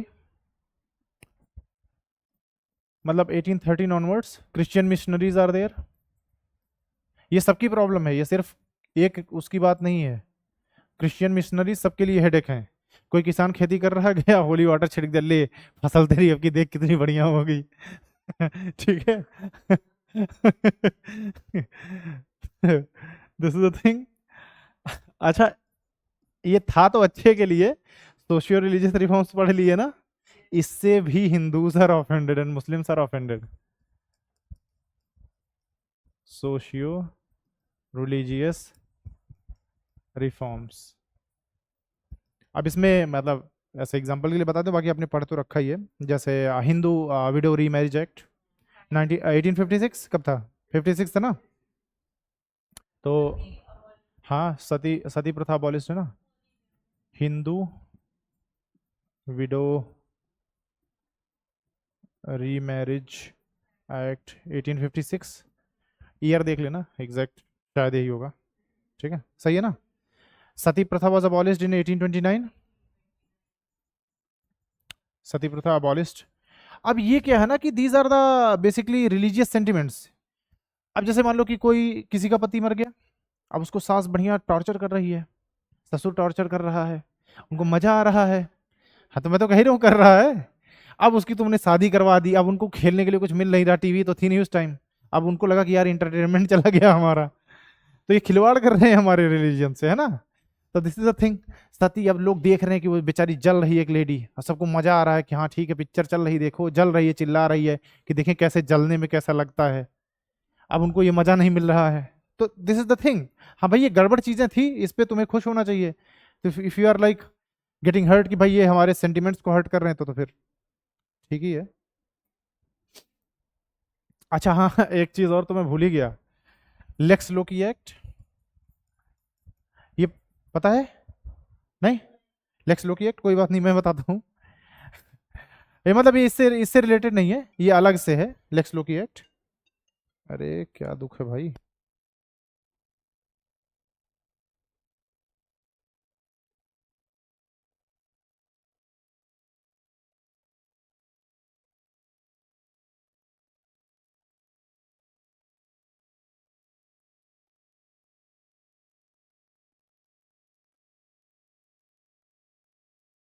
लेक्स लोकी एक्ट, देखो मैंने शुरुआत में एक बात बताई थी।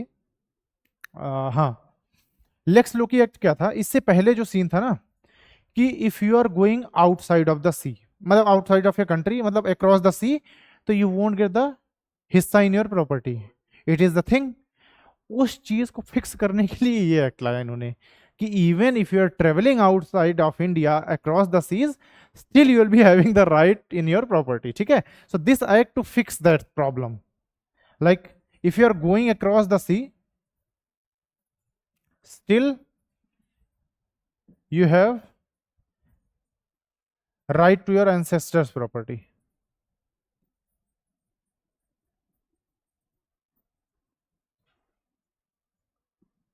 ठीक। अब इनको क्या लगा, ये तो हमारे उससे खिलवाड़ है, हम तो बेदखल करने के चक्कर में थे, तुम तो कह रहे हो कि भाई ऐसा हो ही नहीं सकता, है ना। ठीक है। तो अब if you are going outside the India, ठीक, पहली बात एक तो ये था, प्लस कन्वर्ट्स की बात की थी, if you are getting converted, ठीक है,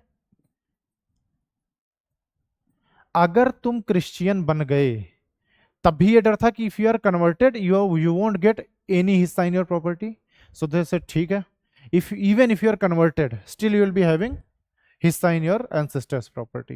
is it clear? This is Lex Loci act.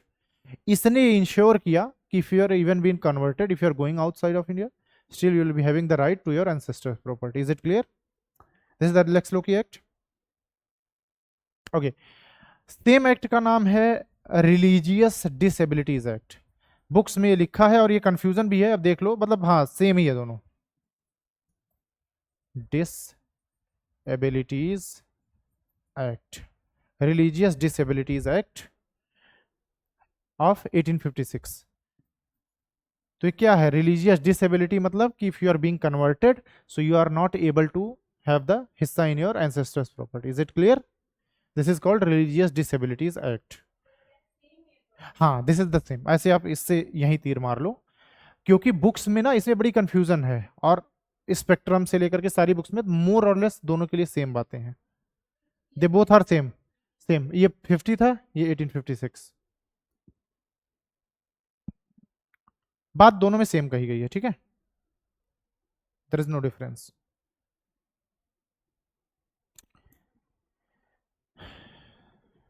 चलो, अब ब्रिटिशर्स जीते क्यों? मैंने तो सोचा था कि टाइम होगा हमारे पास, लेकिन आज इसको ख़त्म करते हैं। तो कुछ पॉइंट्स आपको एडिशनल दिखा देता हूँ दैट आई हैव, और फिर चाहे बोलोगे तो ये नोट्स ऐप पे डलवा दूंगा, चाहे, हाँ कोई दिक्कत नहीं है। अब क्या करूँ? वहीं से ओपन कर लेना चाहिए था ना, नोट्स पे ही।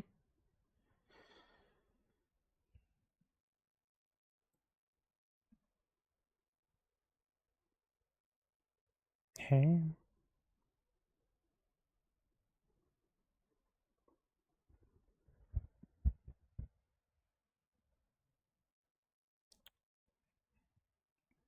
पॉपअप आना चाहिए था, पॉपअप भी नहीं आया, अब आया 1857 रिवोल्ट।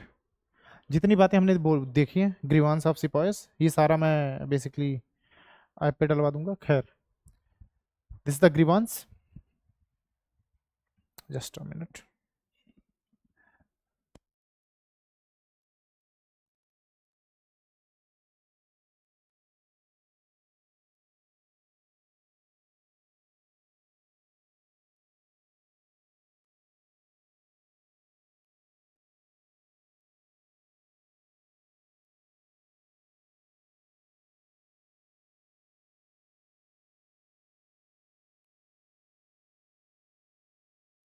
वगैरह मिस्टेक्स ऑफ ब्रिटिशर्स अभी देखा हमने, ठीक है, तो कुछ कुछ पॉइंट्स और देख लो आप।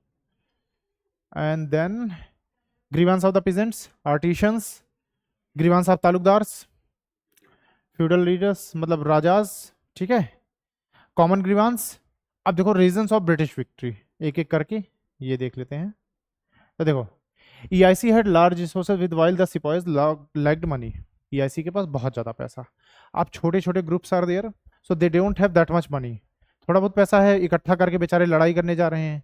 हो सकता है किसी के पास दिल्ली पहुंचने से पहले किराया खत्म हो गया हो अब बेचारा बीच में अटक गया, लिफ्ट मांग रहा, कोई लिफ्ट नहीं दे रहा है, गलती से कोई ब्रिटिशर से लिफ्ट मांग ली तो वो जेल लेकर चला गया कि चलो छोड़ देता हूँ तुम्हें, है ना। तो there are these things and they are lacking in the arms as well. भाई ब्रिटिशर्स के पास गन्स है, इंडियंस के पास लाठी है। अनलेस इट्स अ चाइनीज और सामुराई मूवी, लाठी से आप गोली नहीं रोक सकते। उसमें होता है कि लाठी वाठी घुमा के गोली रोक देते हैं, साउथ इंडियन पिक्चर्स में भी इतनी भयंकर लाठी घुमाते हैं कि पंखे से तेज चल रही है लाठी। हाँ वही तो मैं कह रहा हूँ, हाँ हाँ। तो उसमें उसमें पॉसिबल है ये सब चीजें। इंडिया में लाठी से सिर्फ आप क्लोज रेंज पे फाइट ले सकते हो, वो भी अगर उसका निशाना एक बार चूक गया, बोल्ट एक्शन राइफल थी, एक बार में नहीं मार पाया, तो फिर उसको खोपड़ी खोल सकते हो आप, ठीक है, अदरवाइज इट्स नॉट पॉसिबल, ठीक है। Peasants had primitive weapons and they were not militarily trained। भाई किसान है, खेती कर रहा है, उसको क्या पता कैसे मारना काटना है। अब देखो यहीं पे बात है, प्रिमिटिव वेपन्स मतलब लाठीज, हसिया हथौड़ी, छैनी, ये सारी चीजें लेकर के लड़ रहे हैं वो, ठीक है। उसके बाद देखो यहां पे जो सीन थी, ब्रिटिशर्स के पास ये टेलीग्राम वाला सीन था proper. They use to have this telegram scenes कि भाई प्रॉपर कम्युनिकेशन इज देयर, कि यहाँ पे बैठे हैं तो बंगाल सूबा से मद्रास हर जगह पे प्रॉपर कम्युनिकेशन इज देयर। जबकि इंडियंस में क्या है, देयर इज नो कम्युनिकेशन। भाई लेटर वेटर वाला सीन है ही नहीं, मुझे कैसे पता चलेगा, व्हाट्सएप तो है नहीं कि मैं मैसेज कर दूं कि भाई निकल रहा हूं तू भी निकल। यहां से तुम निकल गए, वो इंतजार कर रहे हैं, हो सकता है वो तारीख ही भूल गए, कोई इंतजार में बैठा भाई 31 मई आएगा तब हम करेंगे, कुछ लोग यहां से पहले ही निकल गए। तो देर इज डिस यूनिटी ना, कि there is not proper communication, plus एक लीडर नहीं है, there is not a single leader. हर पर्टिकुलर एरिया में there are small small leaders, that is the problem, ठीक है। तो ये कुछ पॉइंट्स है, इसको मैं ऐप पे डलवा दूंगा। Why 1857 was not all India revolt, देखो ये रीजन। पहली बात, not all presents all of the region suffered equally, those more, basically ये कह रहे हैं कि हर रीजन में, जैसे मद्रास, ऑल इंडिया रिवोल्ट किसे बोलेंगे, जब पूरे इंडिया के लोग एक साथ रिवोल्ट करें, यही तो बात है। कुछ पर्टिकुलर लोग अगर रिवोल्ट करें तो इज कॉल्ड है क्लास रिवोल्ट, एक पर्टिकुलर क्लास है जो रिवोल्ट कर रही है, बाकी लोग शांत बैठे हैं। मद्रास के लोग, then Sikhs from the Punjab, they are not revolting against anyone, because उनका कुछ अहित नहीं हुआ है ना, zamindar, they are not revolting. So इसको इसीलिए हम बोल सकते हैं this is not all India revolt. और what is the thing, only those who are backward areas more vulnerable due to the independence, ठीक है, middle class of the British rule bring modernity, ठीक है। नहीं, मैं बता सोच रहा हूँ किसके अलावा कुछ एक्स्ट्रा पॉइंट मिले तो बताऊं। अब देखो ये बता रखा ना कि भाई जो परमानेंट सेटलमेंट से बेनिफिट हुए थे, बस वही देख रहा हूँ, कुछ एक्स्ट्रा मिले तो बताऊं। अब जो समझ चुके उसमें क्या ही करना है, independent landlords interest, her majesty subject to the possible, okay ठीक है। पंजाब सिक्स चीफ्स हेटेड हिंदुस्तान, देखो ये पहले ही बता रखा मैंने, Punjab princes Sikhs chief hated the Hindustani soldiers as they held them responsible for annexation of Punjab, ये पहले ही बताया है। पॉइंट्स मोर और लेस वही है, मैं बस ये देख रहा हूँ कि कुछ नया पॉइंट मिले तो समझाऊं, ठीक है। और ये क्यों मैंने लिखा है, क्योंकि ये सारे क्वेश्चंस यूपीएससी पूछता है और पूछ चुका है कि why it is known as an, it wasn't all India revolt, तो आप रीजंस में लिख सकते हो कुछ चीजें, ठीक है, ठीक है। Was is first war of independence क्यों बोला जाता है, क्योंकि 1857 फर्स्ट वॉर ऑफ इंडिपेंडेंस, ऐसी बुक है वीर सावरकर की, आप पढ़ सकते हो, 1909 there is a book which is name known as name is the first war of independence, the book is that. उसमें उन्होंने पूरी बात समझाई है, अगर किसी को पढ़ना हो। और सेम उन्हीं की बातों को गांधी जी ने भी कोट किया है। सो गांधी जी एंड वीर सावरकर कंटेम्पररी, उनकी कुछ बातों से कुछ सेम बातों को गांधी जी भी बोलते हैं, वही सेम बातें। खैर, कॉलोनियल व्यू क्या है, तो ये बोलते हैं कि भाई क्या ये इंडिपेंडेंस की लड़ाई थी, अगर ये इंडिपेंडेंस की लड़ाई होती तो पूरा इंडिया एक साथ लड़ता।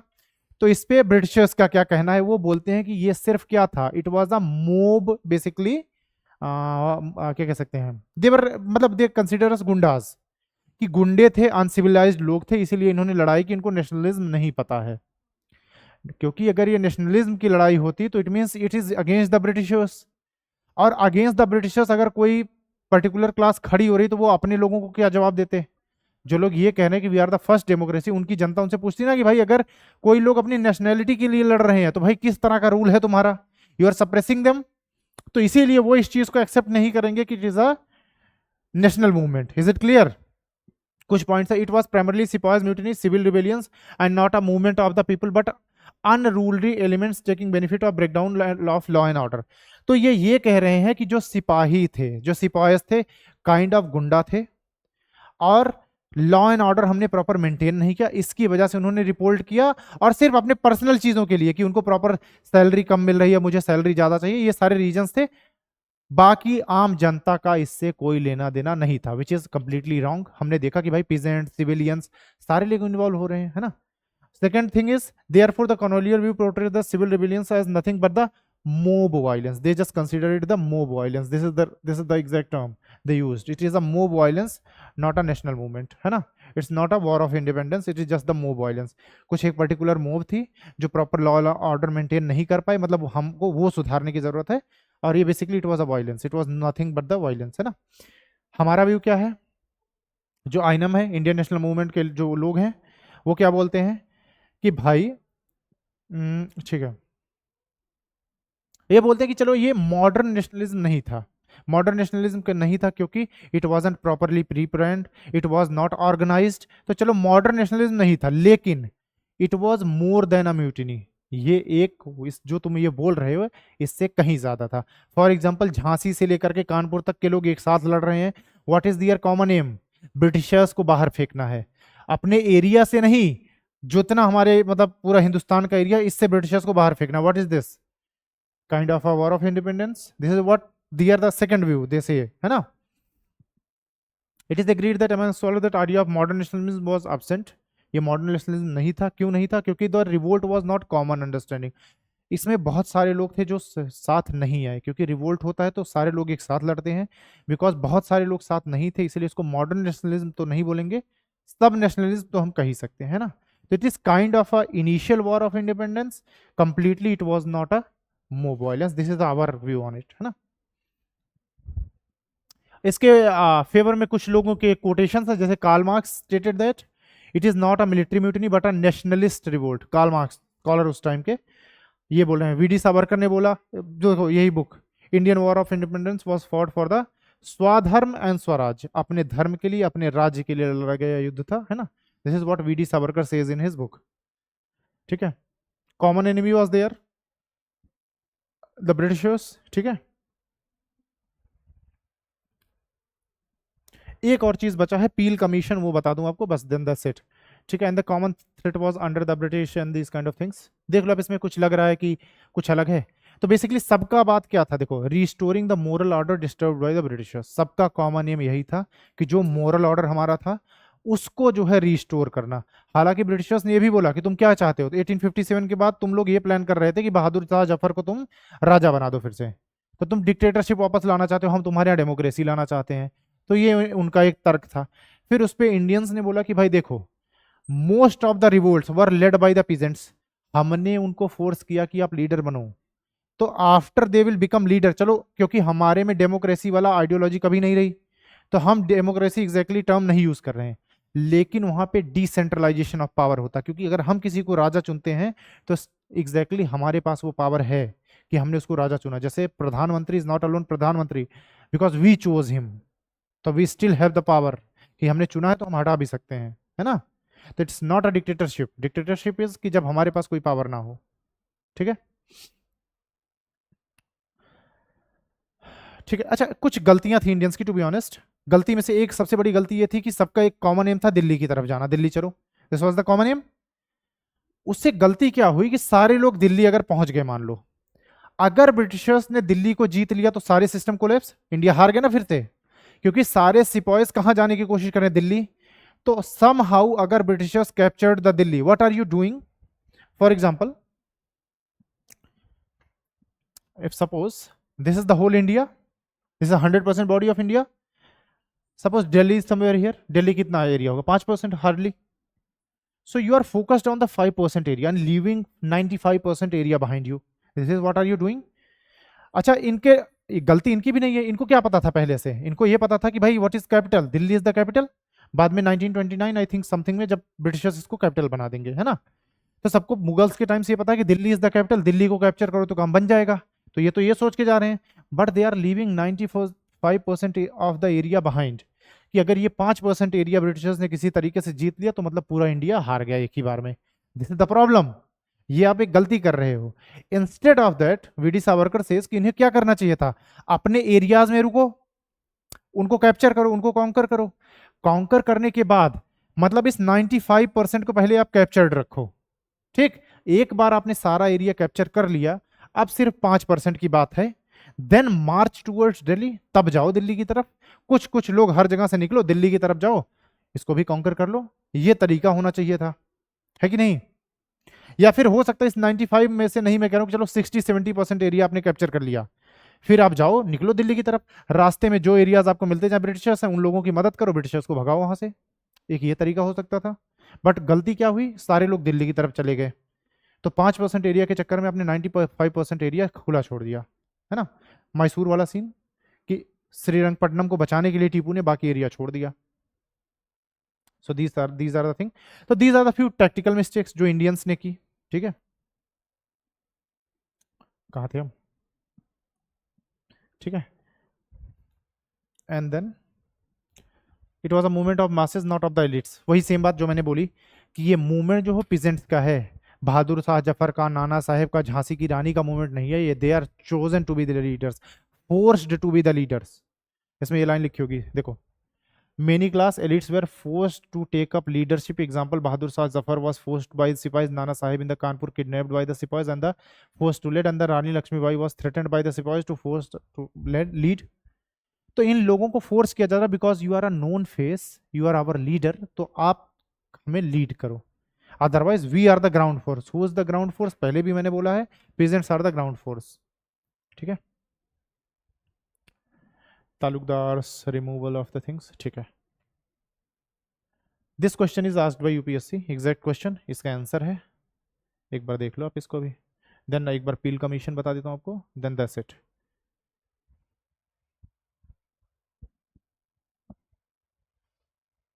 This is how we are going to answer it. 2019-20 I think पूछा गया था ये, या पहले पूछा गया था, एग्जैक्ट ईयर नहीं याद मुझे। ठीक है, वाइट इज इंपॉर्टेंट, तो ये मैं आपको दे दूंगा। And then comes the Peel Commission. अब ये पील कमीशन क्या था ये समझा देता हूं आपको जरा। So there are few things which is, where is the thing, एक टर्म है जो आपको पता होना चाहिए, different nationally this should be lack of unity, we have the heterogeneous peel commission native should be composed differently, prevent the regional। ठीक है, regiments,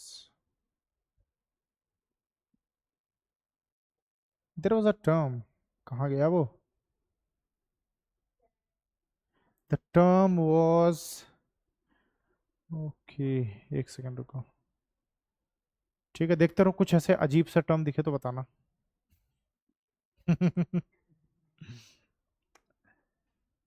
Rajput, कोई अजीब टर्म नहीं दिखा?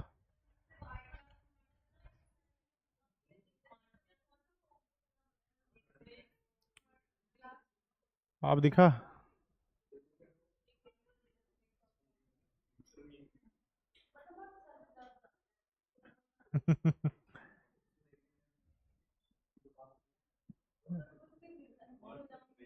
हाँ, कहाँ पे है, कौन सी लाइन में?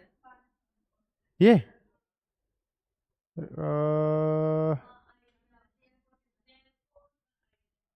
हाँ, मार्शल रेस, ठीक है ना, हाँ ये पॉइंट, ठीक है। मार्शल्स किसे बोलते थे? अरे कहाँ चला जा रहे हो, देखो तो हुआ क्या, Peel Commission is nothing but the army reform, ठीक है, post 1857 Peel Commission is there, ठीक है। पील कमीशन ये आर्मी को छीलने के लिए आया, ठीक है, पीलिंग ऑफ द इम्प्योरिटीज। हुआ क्या कि इनको लगा कि कुछ तो प्रॉब्लम थी, कुछ तो हमने गलतियां की जिसकी वजह से ये प्रॉब्लम हुई, आर्मी रिवोल्टेड, तो आर्मी रिफॉर्म इज इंपॉर्टेंट, ठीक है। So it's nothing but the army reform, it is for army reforms, yes। So what is the ratio of the soldiers? What is the ratio? So the ratio needs to be 2:1, मतलब 2 Indians 1 European, हर 2 Indian पे 1 European तो होना ही चाहिए, ठीक है ना। This is the ratio they suggested. इनको लगा कि भाई हर 2 इंडियन पे 1 यूरोपियन तो होना चाहिए। आउट नंबर्ड वाली मिस्टेक याद है, वो काम नहीं होना चाहिए यहां पे, एक बात। अगेन सेकेंड थिंग इज कि ये जो मार्शल वाली जो रैंक है, तो ये कुछ लोगों को बोलेंगे कि यू आर अ मार्शल, ठीक। मार्शल्स रैंक किसको मिलेगी? सिख्स को, राजपूत्स को और गोरखास को, and Jats as well, let's say Jats etcetera. इनको there is this rank called martial, they will be known as martial, field marshal. Martial की रैंक किस हिसाब से मिल रही है, किसको मार्शल की रैंक मिल रही है? हु इज ब्रेव, ठीक, जो कि 1857 के रिवोल्ट में साथ नहीं दिया था। तो तो कोई भी अगर ये है तो बहुत खुश ना हो, मुझे भी खुश नहीं होना चाहिए। हमारे पूर्वजों ने अगर साथ दिया होता, so these guys stayed loyal towards Britishers, they stayed loyal to Britishers. तो इन्होंने बोला कि इनकी रिक्रूटमेंट बढ़ाओ, मार्शल्स की रिक्रूटमेंट बढ़ाओ, क्योंकि जब वॉर हुआ था तो दे स्टेड लॉयल। और इनमें से मैक्सिमम वो लोग हैं which can give their life for us. Kesari movie, Akshay Kumar gave their his life for the Britishers, not for India, for Britishers. तो ये अपने एम्प्लॉयर के लिए they can give their life. ठीक है, सो बेसिकली ये क्या कहना चाहते हैं, they are the unintelligent. In Rajasthani we call it motha, in Awadhi we call it पागल बुद्धू, और बाकी लैंग्वेजों को भी, ठीक है, हाँ, मूर्ख। तो ये क्या है, दिमाग से कम लोग हैं ये, तो ये अपनी जान दे देंगे, लेकिन इनमें लीडरशिप की क्वालिटी नहीं है, दे डोंट हैव लीडरशिप क्वालिटी। और जिसमें लीडरशिप की क्वालिटी नहीं होगी उसको रिक्रूट करना सबसे अच्छी चीज है। सोच के देखो, इनमें से अगर कोई लीडर बन जाता कि चलो मैं तुम्हें लीड कर रहा हूं, चलो हम अगेंस्ट में रिवोल्ट करेंगे, कोई एक लीडर चाहिए ना रिवोल्ट करने के लिए, तभी तो प्लान बनता है। हर चीज में लीडर इज नेसेसरी, ठीक। So they don't have leadership quality, मतलब they are calling them unintelligent. It is mentioned there in the Peel Commission's report. It is mentioned that these guys are unintelligent. No offense, ठीक है? So these guys are unintelligent. They can give their life. They are super loyal. They are saying कि they are unintelligent, but they are super loyal. कि ये लोग, इनमें देखो ये बात होती है कि भाई किस तरह के सिख हो, किस तरह के राजपूत हो जो तुम युद्ध से जिंदा लौटाए, भाग आए, तुम कायर, मर के क्यों नहीं है हमारे लिए। उसमें देखो केसरी मूवी में क्या होता है, वो वही तो बोलते हैं कि भाई मर जाएंगे लेकिन वापस नहीं जाएंगे। सेम चीज यहाँ पे भी, ये वही लोग हैं, दिस इज द क्लैन, कि ये लोग मर जाएंगे बट ये वापस नहीं आने वाले। So this is the thing, and because they lack the leadership quality. Problem यही देखो इनमें, ये लोग कभी भी यूनाइटेड नहीं रहे, क्योंकि इसमें सब तुर्रम खां है कि मैं भाई किसी को लीडर कैसे मान लूं, मैं अपने आप में राजा, ठीक है। So this is the thing, so they are known as martials. तो किसी को भी मार्शल का अगर टाइटल दो, कभी खुद को मार्शल मत बोलना, this is what they think, they are martials, means they are this for Britishers, they are unintelligent people, they don't have leadership quality, ठीक है।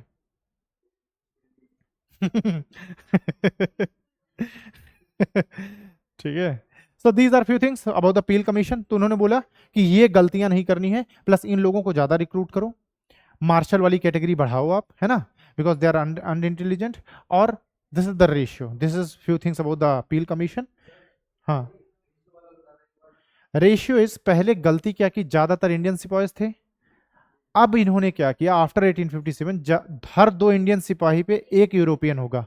तो अगर 150 की आर्मी है तो 100 इंडियंस, 50 यूरोपियंस, ठीक है, बस खत्म, that's it, this is the Peel commission and that's it. और दिस इज द थिंग, देखो ये है brave, unintelligent and lacking leadership,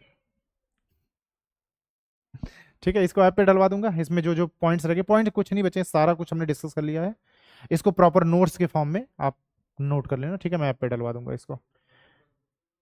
है नहीं, बहुत सारा नहीं है, जितने चीजें लिख ली उसको दोबारा क्यों लिखोगे, जैसे कुछ कुछ एडिशनल पॉइंट्स होंगे, जैसे जैसे जैसे जैसे जैसे जैसे कोई एडिशनल पॉइंट नहीं है सर, वही है। हाँ, जो लगेगा कि नेशनल है, देखो lakes Loci act, religious disabilities act, ये सब तो बता ही दिया मैंने, जो भी कर लेना। ये पॉइंट देखो, ये बताया था मैंने, देखो बेगम हजरत महल लखनऊ में लीड कर रही थी, खान बहादुर खान रोहिलखंड में था, नाम केबी के, रानी लक्ष्मीबाई झांसी में थी, और बेसिकली बहादुर शाह जफर, तो ये कुछ लीडर्स थे। बेगम हजरत महल पार्क भी है लखनऊ में। So these are few things, इसको मैं ऐप पे डलवा दूंगा, डोंट वरी। अच्छा, कानपुर मैसेकर जो हुआ था, मैंने बताया था, तो उसका कोई खैर इससे रिलेवेंस नहीं है, फिर भी आप जानते रहो। तो कानपुर मैसेकर में हुआ क्या था, व्हाट वाज द रीजन, आप जानते रहो, आपको अपना इतिहास पता होना चाहिए। तो नाना साहब ने ये ऑर्डर क्यों दिया, नाना साहब और लीडिंग द कानपुर थिंग, वहां पे वो लीड कर रहे थे। तो हुआ क्या कि दे गेव द टाइम, उन्होंने बोला बच्चों और औरतों को, और मतलब ब्रिटिशर्स को, भाई देखो होता क्या था कि if you are in the army, तो कुछ ब्रिटिशर्स जो आपके आर्मी लीडर हैं, हर क्लैन का एक लीडर होता था, उससे लगाव हो जाता था, तो दे यूज टू गिव टाइम। जैसे मान लो कि मैं किसी कंपनी में काम कर रहा हूं, मैंने अपने बॉस को टाइम दिया कि भाई तू ब्रिटिशर है, भाग जा वरना तुझे मार डालेंगे, 3 घंटे का टाइम में भाग जा। वो भाग गया, फिर वही आर्मी लेकर आया, उसने मुझे काट डाला। अब मैं गुस्सा होऊंगा ऑब्वियसली। विमेन्स एंड चिल्ड्रंस के लिए there was a particular Mahal which was Begum Mahal. Begum Mahal was there, उसमें विमेन्स और चिल्ड्रंस को प्रोटेक्शन दी नाना साहब ने। ब्रिटिशर्स को बात कर रहा हूं मैं कि भाई मैसेकर चल रहा है, ब्रिटिशर्स मारे जा रहे हैं, विमेन्स एंड चिल्ड्रंस को स्पेयर कर दो, इस बेगम महल में रख दो। अब उस बेगम महल से वही विमेन्स एंड चिल्ड्रंस क्या कर रहे हैं, ब्रिटिशर्स को मैसेज दे रहे हैं कि इतने सिपाही यहाँ पे हैं, इतने सिपाही यहाँ पे, इतने सिपाही यहाँ पे हैं, इधर से बॉम्ब मार दो, इधर से गोली मार दो। एक टाइम बाद आदमी को गुस्सा आएगा ही। And then Nana Saheb give the order कि एक काम करो, पहले इनको काटो। ठीक है, so this is the thing, that's why the order was given. The person was Havelock. Kanpur massacre के लिए द पर्सन जिम्मेदार general, army general was Havelock. और उसी के नाम पे अंडमान निकोबार में there was a Havelock Island, है ना। तो ये हमारा दुर्भाग्य है कि इस ऐसे पर्सन को, जो हमारे इतिहास में काला, बहुत सारे मतलब बच्चों औरतों को मारा था उसने कानपुर में। तो हैवलॉक आइलैंड उसी के नाम पे बनाया गया है, उसको अब बदल दिया गया। I think it is known as Swaraj island on the Netaji Subhash Chandra Bose name, क्योंकि नेताजी सुभाष चंद्र बोस विद द आजाद हिंद फौज उस आइलैंड को स्पेयर किया था उन्होंने ही। So that's why that island is named after him now. इतने सालों बाद अब कुछ प्रीवियस ईयर्स में इस आइलैंड का नाम बदला गया, otherwise it was known as Havelock Island. The guy with that type of history. ठीक है ऑनलाइन वालों, that's it for today. Tata bye bye.